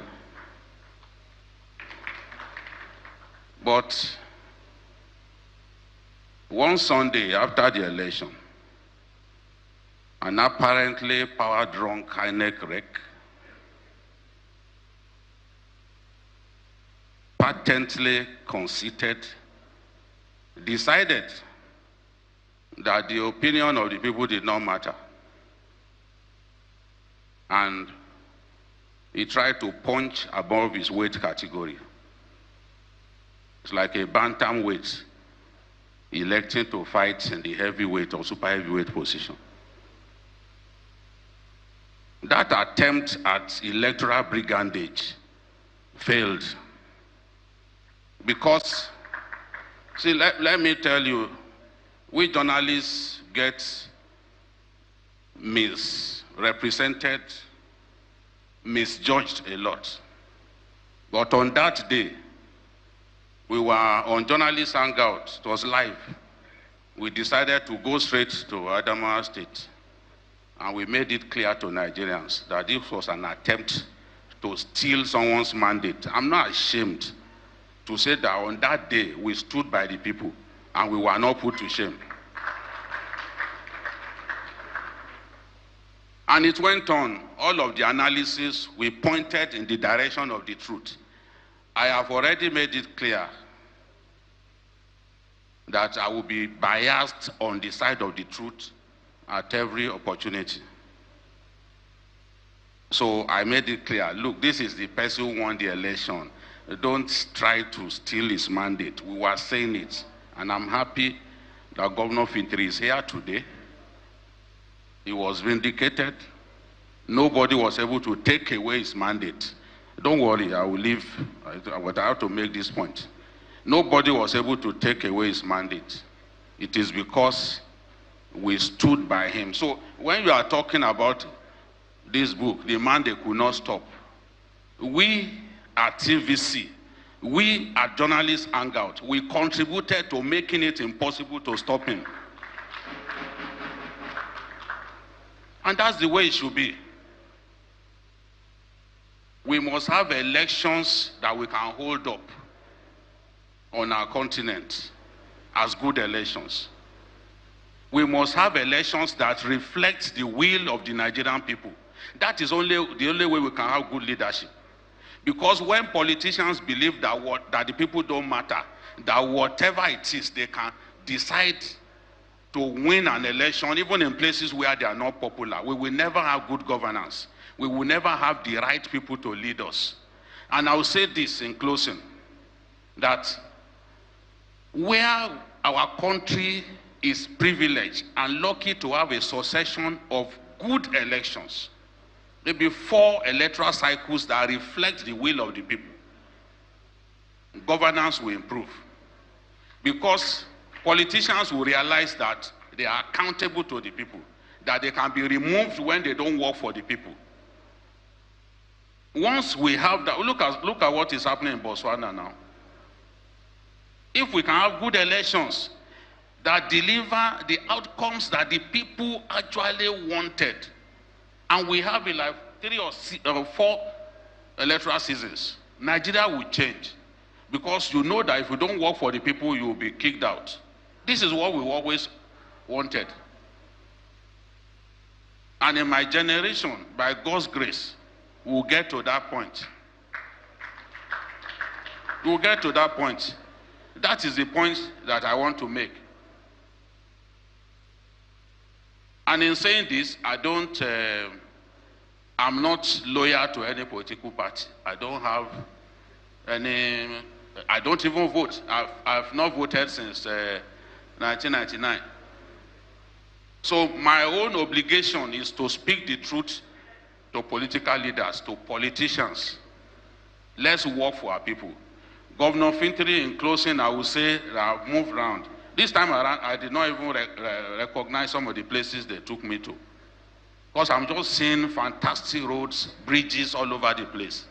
Whether the people like you or hate you, admit it or not, you have worked for the people. Kamuswaiki. Kamuswaiki. The Gaskene. You have worked for the people and you are giving yourself immortality. Those who work for the people, governors who work for the people, presidents who work for the people, they live on in their hearts forever. People must bear that in mind.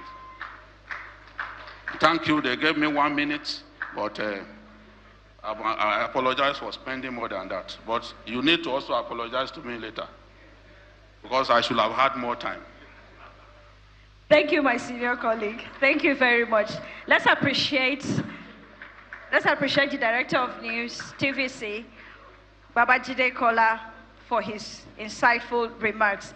Interestingly, many of us in this room may have known, but I'd like to reiterate the fact that this book is written by a journalist.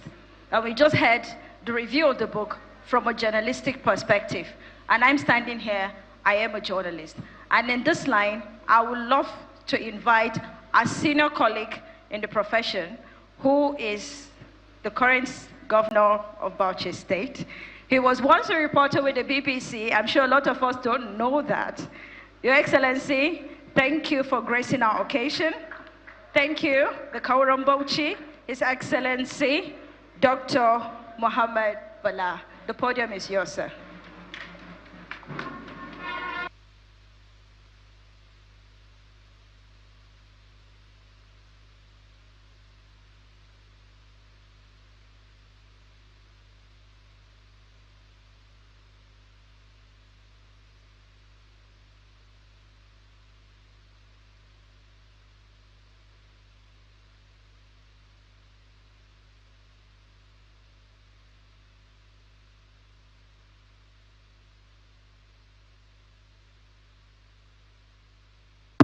Thank you. Your Excellency, our host, and the man that they can surely not stop and they can stop. Our leader, the former Senate President of the Federal Republic of Nigeria, and the guest speaker, distinguished Senator Bukola Saraki, the chairman of the greatest party on the continent of Africa, PDP. Tanya Mutaraki, senior advocate of Nigeria. The big reviewer, our elder, our brother, our most respected scholar, and our moral compass. Your Royal Highnesses that are here, my colleagues, the deputy governors, the APC leader and speaker, spokesperson, distinguished senators. Babajide said we are politicians, we must be humble and recognize everybody. I recognize everybody. First, I apologize for coming slightly late. It was inadvertent. I had to wait and do some few things because we are celebrating 50 years of coming into being as a state in Bauchi. But because of the importance of this day, I left everything to come here. Fintiri is a phenomenon in Nigerian politics. Fintiri is not only a colleague or a brother, he has always shown us the way as a young man with courage. Somebody with a deep sense of innovation.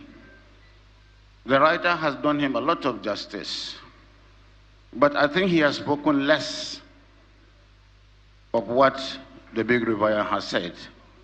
We would have known what is his background. Is it his minority background that has propelled him, or other socio-political issues? But certainly he's a personality that we need to study beyond this peripheral insinuation that he cannot be stopped. Yes, he cannot be stopped. And we have seen why he cannot be stopped. Because of performance. Because the people of Adama are well informed. They are made of people who can have deep sense of judgment. What he has done as a man of infrastructure, innovation in the rural areas. I remember the time he told me that he was going to take a loan courageously to build livestock, even before the federal government did it. Cattle roads, providing water and pasture, and developing the sector where they have comparative advantage. We in PDP, we are doing it by peer review and by knowledge. We are not just guessing and by planning.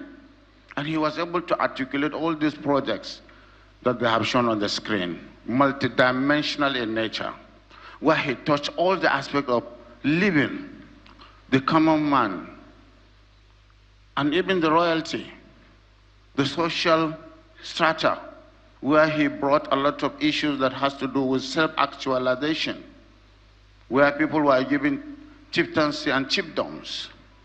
We learned from you, Fintiri, to go and do it in Bauchi. Even the man that tried to stop you, Ari, that is the paradox that the big reviewer was saying. He had always fought what he called the House of Fulani hegemony. In Ningi, he's from Ari, and they have always assumed that they are the rightful owner of Ningi Emirate.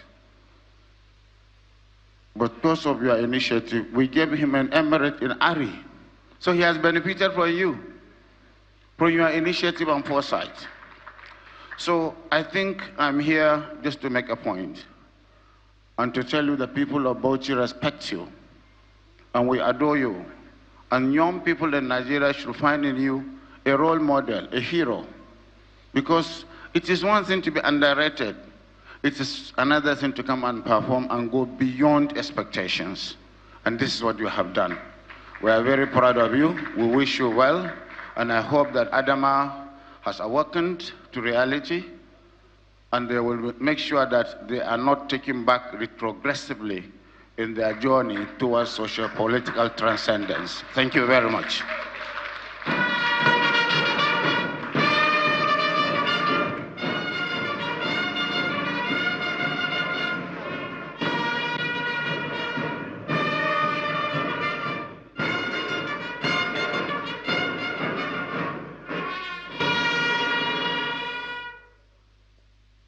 Thank you, Your Excellency, for that wonderful remark.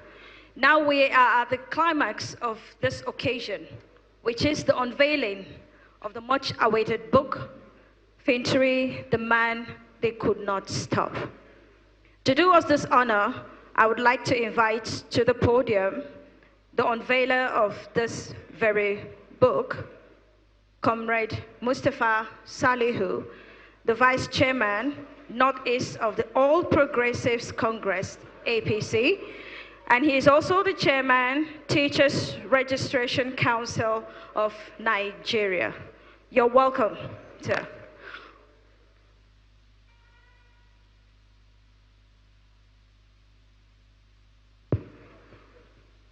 أعوذ بالله السميع العليم من الشيطان الرجيم بسم الله الرحمن الرحيم. Your Excellency, the Governor of Adamawa State, my elder brother, His Excellency Ahmadu Umar Fintiri, Governor of Bauchi State, and my boss, former Senate President, Saraki, Amido of Adamawa, and other traditional rulers here, I beg to stand on the already established protocol due to want of time. I'm indeed very grateful and honored and humbled for this great opportunity given to me to unveil this great book.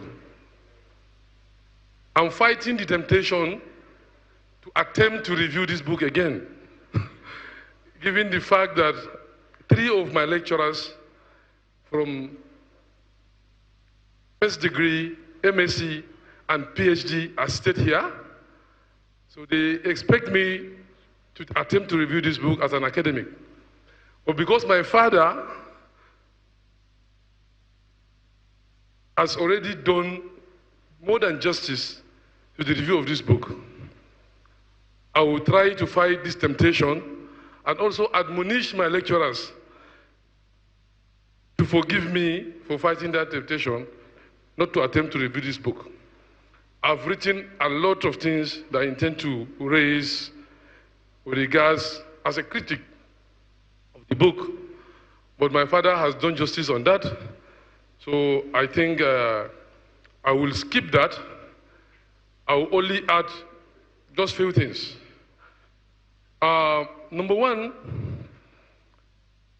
I want to look at the title of the book itself. The title does not justify what is in the book. The title of this book should be Fintiri, the Destiny's Child.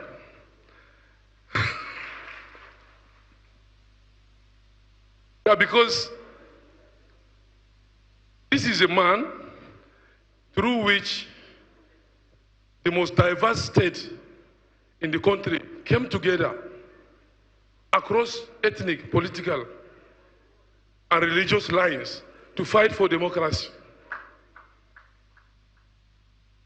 Number two, my father put the question that who are the they? For me, I feel the people that are referred to as they in this book are the orchestrators of Hoodooism. And they are not significant enough to even be personified as they. They are not significant enough because they did not represent the Adamawa State, they did not represent what we think, they did not represent us as a people. Neither the Act of Ari represent Bauchi State, do not represent the character of Bauchi State, or do not represent Bauchi State as a people.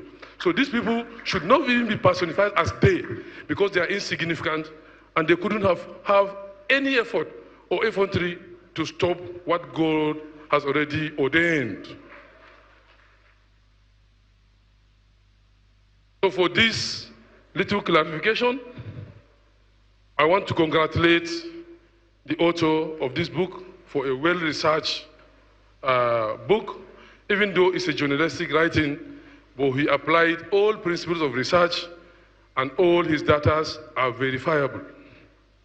So with this, I say congratulations, my elder brother, Dr. Kumanga, and I hope you will also be the one to write the memoirs of the governor when he intends to write his memo, because you have done a good job with this book. In my opinion, I think we look at this book in three perspectives. We look at the book itself, we look at the state, and we look at the man, Governor Amadou Umaru Fintiri. The book is not just like an autobiography, but it's a collection of all the achievements and effort and resilience by the man, Amadou Umaru Fintiri.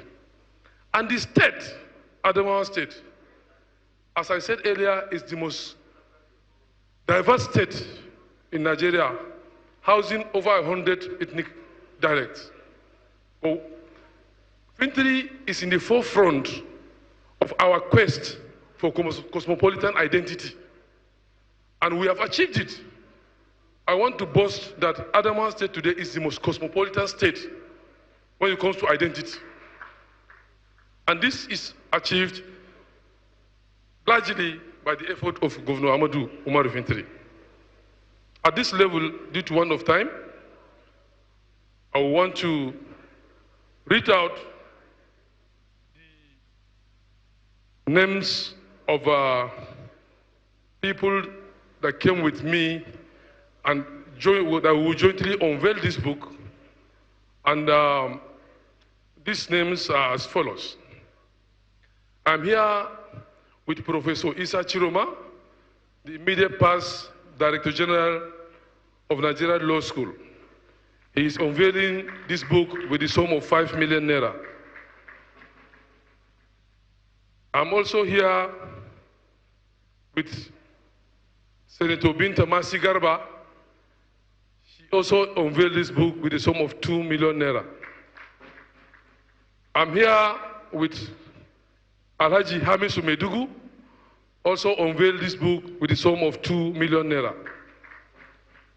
I'm here with Professor Sadiq Abba, DVC Academics, University of Abuja, also unveiled this book with the sum of 2 million naira. I'm here also with my colleague, Professor Abdul Karim Kana, SAN. He also unveiled this book with the sum of 1 million naira. I'm here also with Commodore Yubi Sali Bodes. He also unveiled this book with the sum of 1 million naira. Honorable Aras also unveiled this book with the sum of 1 million naira. Alhaji Abdullahi Barde, my elder brother, the Pro-Chancellor of Maritime University, Ekerenkoko, also unveiled this book with a sum of 2 million naira. I'm also here with my elder brother, Alhaji Nuhu Ismail Anuman, former PAMSEC Minister of Defense. He unveiled this book with a sum of 5 million naira. I also have a message from a friend of Adamawa State, Honorable Imad Betara. He unveiled this book with a sum of 20 million naira. I also have, among my entourage, my kid brother, Mahmoud Nuhu Ribado. He also unveiled this book with a sum of 5 million naira. Also, my boss, the governor of Nasarawa State, who just left, he has ordered me to unveil this book with an undisclosed amount that I will contact the book, the local organizing committee with the amount he unveiled the book with. So also, as a chief unveiler, I'm unveiling this book with a lot of things, not just cash, but also in kind, which is going to be duly communicated to the organizing committee of this book event. Thank you very much, Your Excellency, for the honor. Thank you very much, Adamawa State.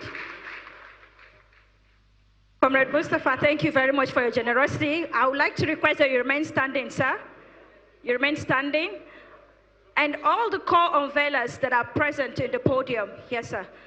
Could you please do us the honor of coming to unveil this book together? It's a historic moment. All our co-unveilers that have been mentioned, and you are in the hall, come over.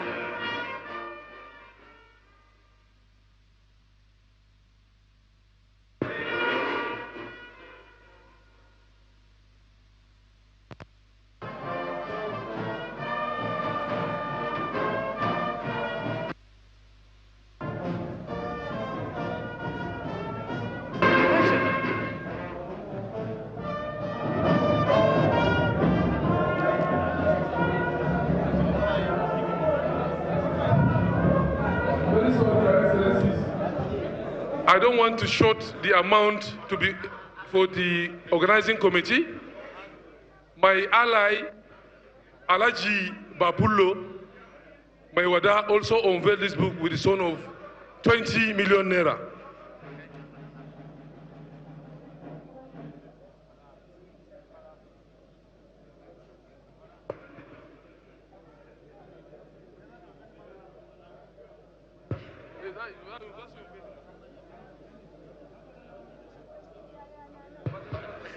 Distinguished ladies and gentlemen, the government and people of Bauchi State have unveiled this book with a sum of 50 million naira.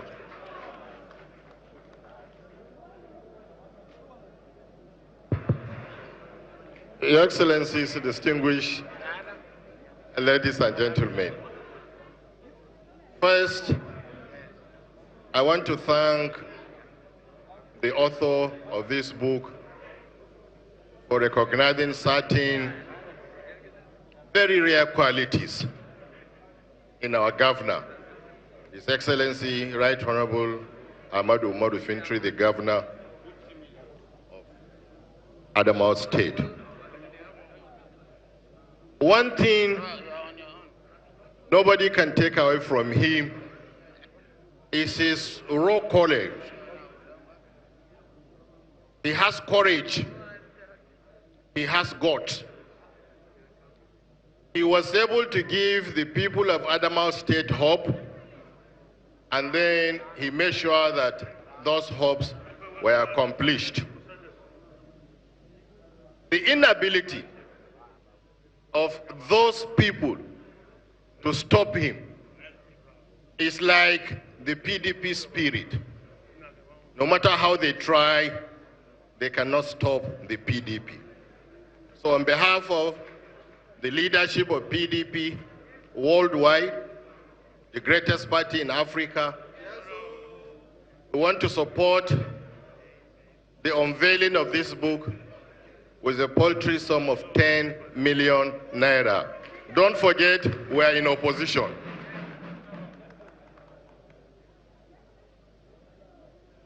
I thought the governor of Bauchi unveiled on behalf of all of us, but he said I have to make my own. Well, I'm unveiling this book with 5 million. I'm a poor man.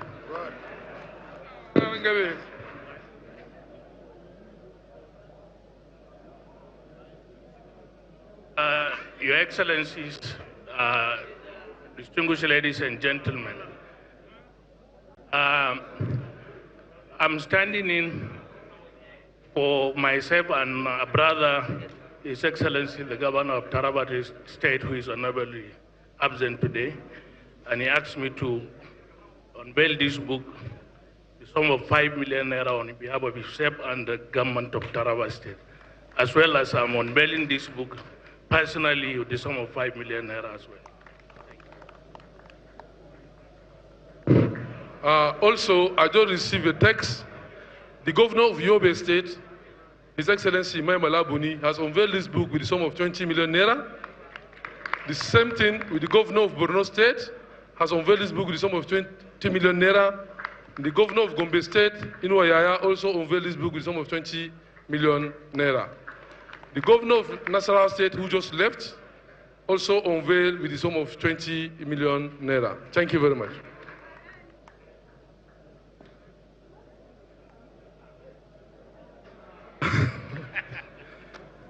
On behalf of my elder brother,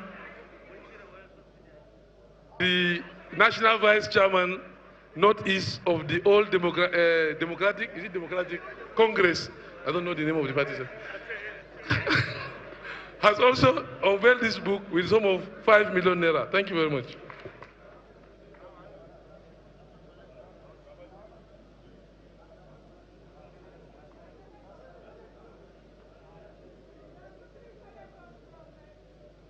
Central, Senator from Central.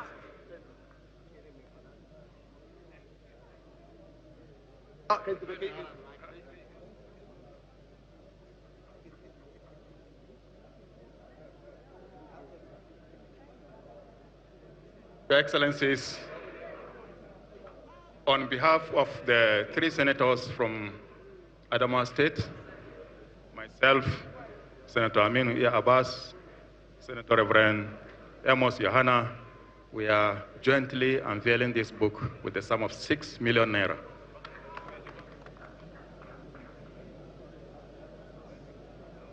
Excellency, on behalf of myself, my family, and good people of Kwara State, I unveil this with a sum of 10 million naira.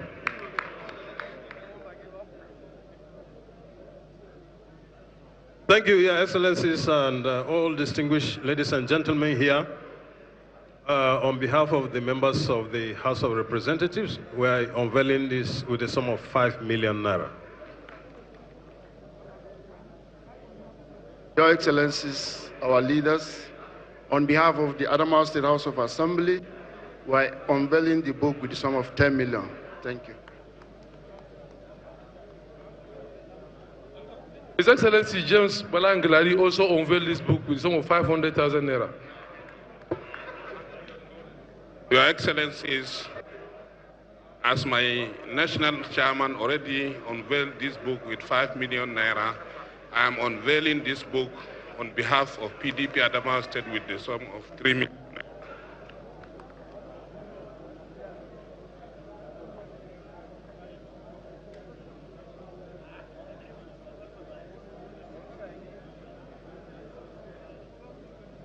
Your Excellencies, on behalf of the Adamawa State Executive Council, we unveil this book with the sum of 5 million naira.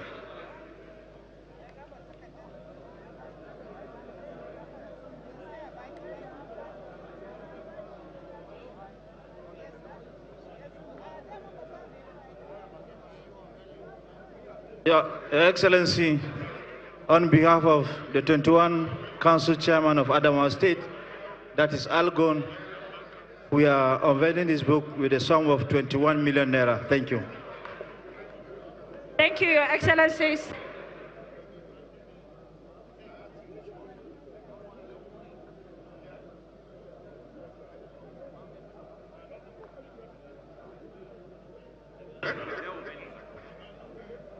Your Excellencies, Royal Highnesses, on behalf of my GMD of Zenith Bank PLC, Dame Dr. Adora AOG, we unveil with the sum of 5 million naira. Thank you. Your Excellency, I have a message from your friend who would not like his name to be mentioned, but we are unveiling, he said I should unveil this with 10 million naira. Thank you, Your Excellencies, for your generosity. We'll take the donations later, please, because of time. Because of time, sorry, sir. I'd like to invite Your Excellencies to unveil the book. Permit me, if we have not taken... We're going to spell Fintiri F... Let's spell Fintiri. Everyone say F, I, N, T, I, R, I.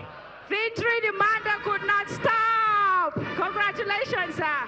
Congratulations. Congratulations, Your Excellencies.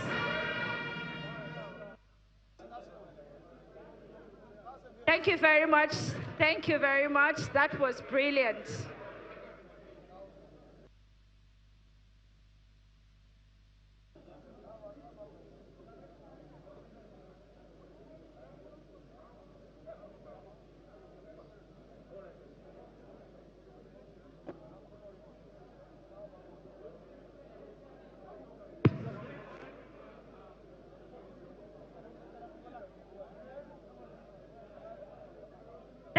Thank you for the photograph.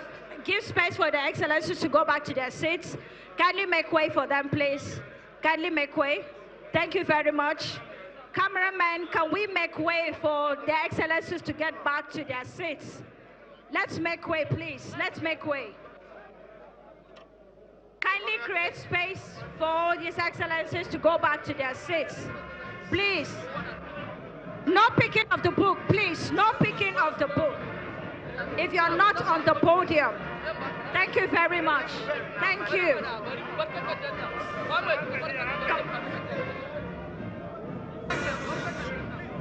Can you all please go back to your seats, please? Can we take care of this? The Executive Secretary, PTDF, Alaji Jani Galadima, also unveiled the book with a sum of 5 million naira. The families of Alaji Maywadaba Pullo also unveiled the book with a sum of 10 million naira. The Galadima of Adamawa, the Wali Adamawa, Alaji Aminu Abdul Qadir Mamman also unveiled this book with a sum of 5 million naira. Thank you very much. On behalf of the Gongola People's Forum, would like to unveil the book with a sum of 5 million naira. Thank you. Thank you, sir. Thank you, Your Excellencies.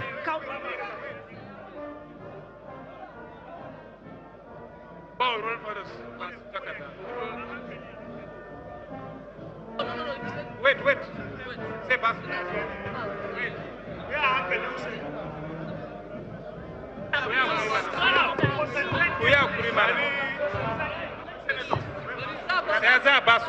Thank you.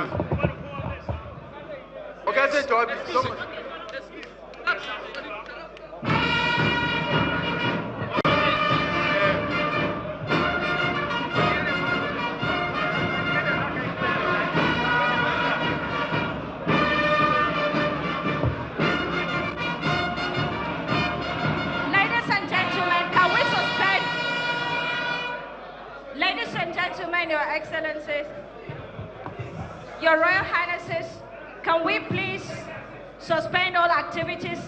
Our executive governor is standing. We cannot be rowdy. Please. The protocol demands that once His Excellency is standing, every other thing is suspended. Can our royal fathers kindly be escorted back to their seats? Thank you very much. Media people, can we please make way for their Royal Highnesses to go back to their seats? Your Excellency, esteemed Governor, sir, can you proceed for your speech, sir? Thank you very much. Thank you. Can you please take your seat, please? Let's have quietness and orderliness in the hall, please. Our governor is talking, please.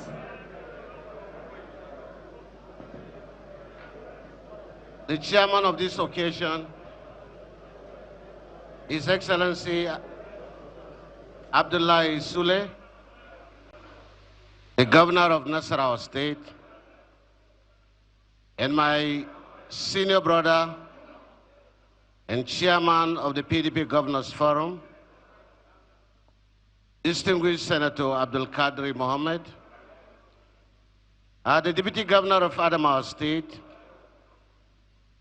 Professor Farauta George, the Deputy Governor of Oyo State, the keynote speaker of this occasion, and our leader, distinguished Senator Bokola Saraki, former Senate President, the book reviewer, Most Reverend Bishop Matthew Kuka, the book unveiler, and my younger brother, Comrade Mustafa Saliu, the chairman of the Northeast APC, former governor of Kano State, distinguished Senator Shekarau Ibrahim, the Sardauna Kano, the Honorable Speaker of Adamawa State House of Assembly, Right Honorable Batia Wesley, the CJ, Justice Abdurrahman,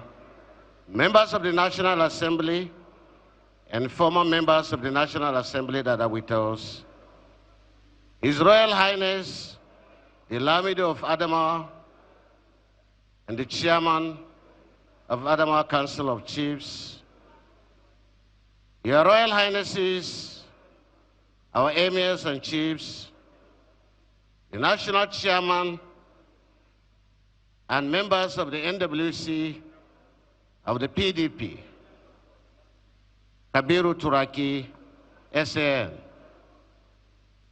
former Chairman of PDP and National Working Committee, the State Chairman of PDP and your Working Committee, the State Chairman of APC and your Working Committee, my senior brother, the former SGF, Babachir Lawal, BOT members of our party, the SSG, the Chief of Staff, members of the State Executive Council, our service commanders, invited distinguished dignitaries, good friends of Fintiri, gentlemen of the press, good afternoon.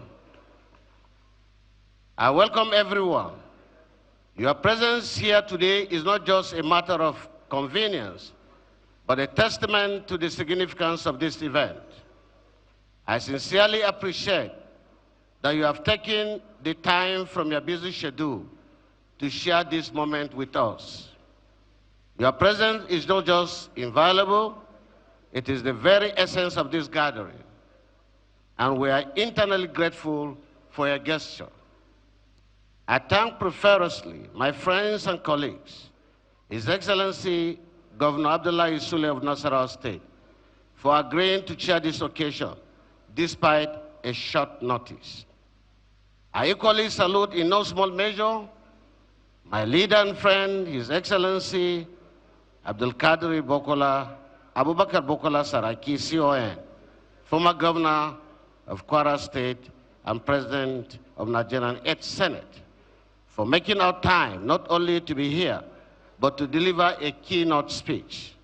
It is my fervent belief that what he has just delivered is key enough to unlock the doors that take us deeper into the knowledge of what is required to fertilize democratic echoes and entrench the culture of electoral sanctity and protection of the people's mandate against electoral banditry in Nigeria. Similarly, I thank Most Reverend Dr. Matthew Hassan Kuka, the Catholic Bishop of Sokoto Diocese and founder of the Kuka Center, who reviewed today's book with a characteristic brilliance that can only be done by him. Father Kuka is one Nigerian whose intellectual prowess fascinates not only the ecclesiastical congregation where he is spiritually called, but even those of us outside the church whose penchant for the truth and the courage to say it knows no bound. This afternoon, we are gathered to unveil the book titled Fintiri, the Man They Could Not Stop. This task is led by my younger brother, Dr. Mustafa Saliu, the APC National Vice Chairman, North-East Zone. I sincerely thank him for this role.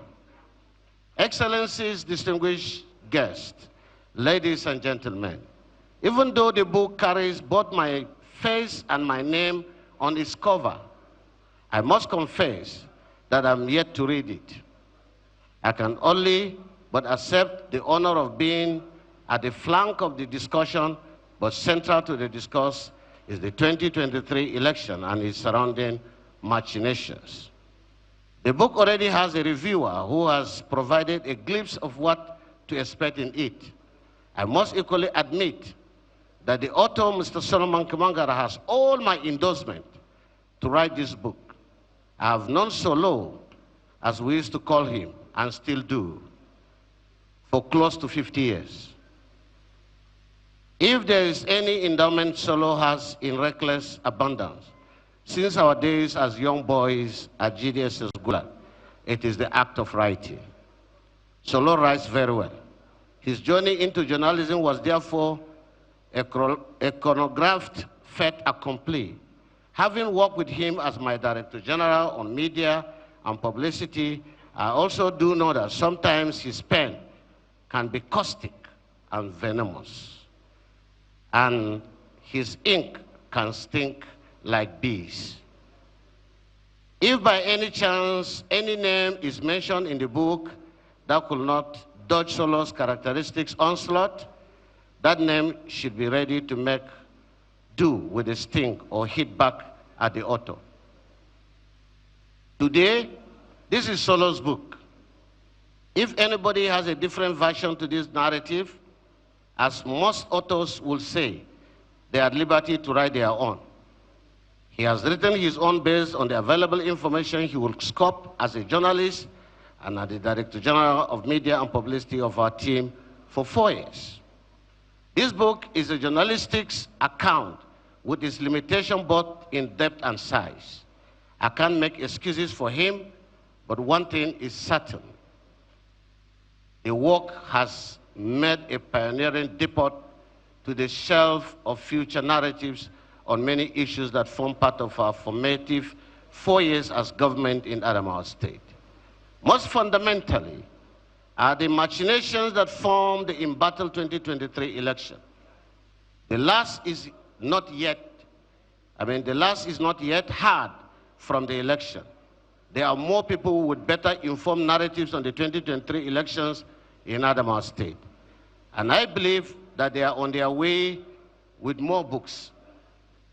Thank you, Solo, for opening the way, and congratulations for this.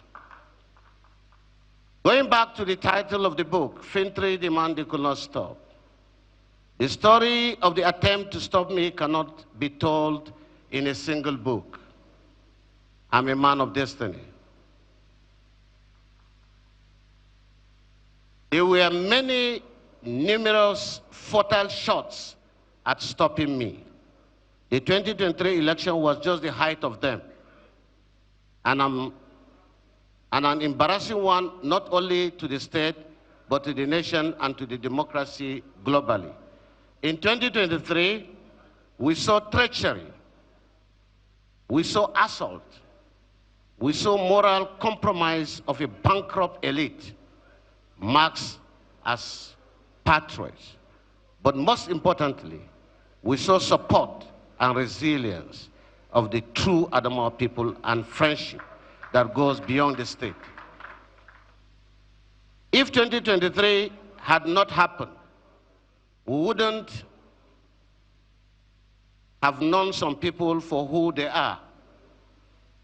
Pretentious, greedy, opportunistic, and desperate, yet crying the victim and still claiming to democratic credentials they are distant from. The sad news is that this clique of pretenders and political perpetrators are still around, shuttling between Yola and Abuja, shamelessly and dangerously hovering around our democracy. Nigeria must not wait for our justice system to deal with them. We must, as we did in 2023, resist them with our votes and unmask them to the wall. Distinguished ladies and gentlemen, there is so much in the womb of 2023. I hope to come up with a full disclosure in my memo.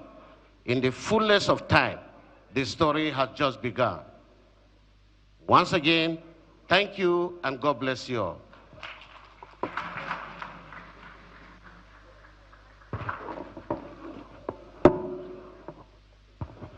Thank you, Your Excellency, for that remarkable speech.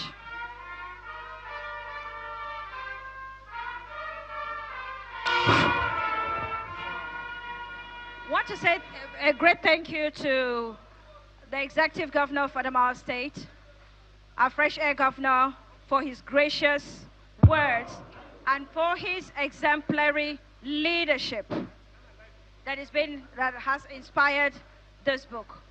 Ladies and gentlemen,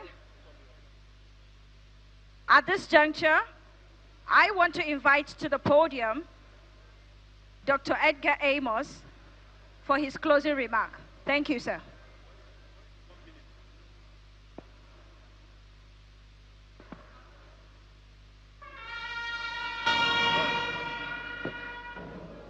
Your Excellencies, Your Royal Highnesses, distinguished invited guests, ladies and gentlemen, my task is to simply say thank you. And I begin by thanking God immensely for the gift of today and the grace to have had a very successful book launch.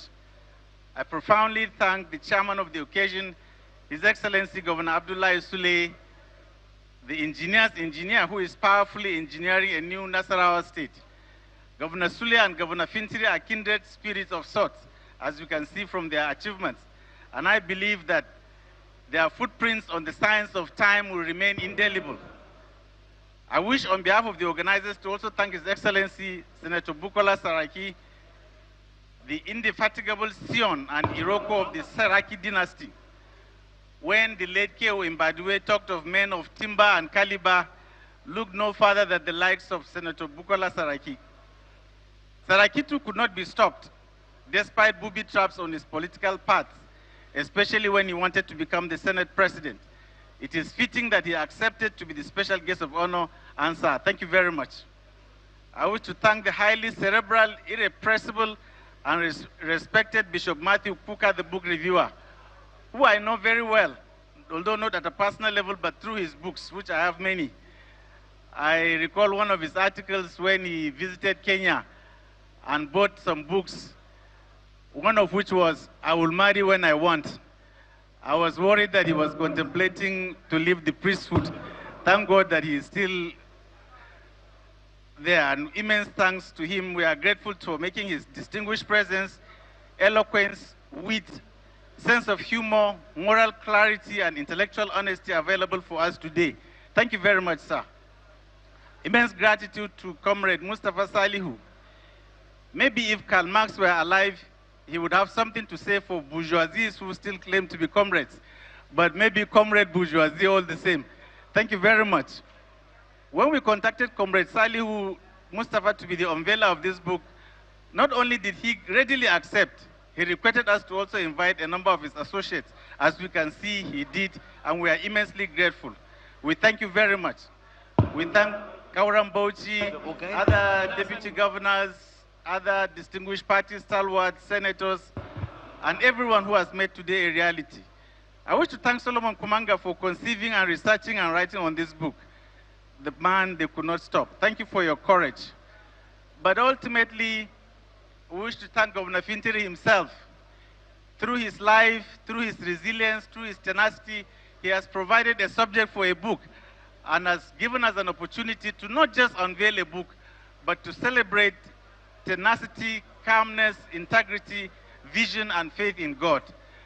Thank you very much, and may God bless you all. Thank you. Thank you very much, the Chief of Staff.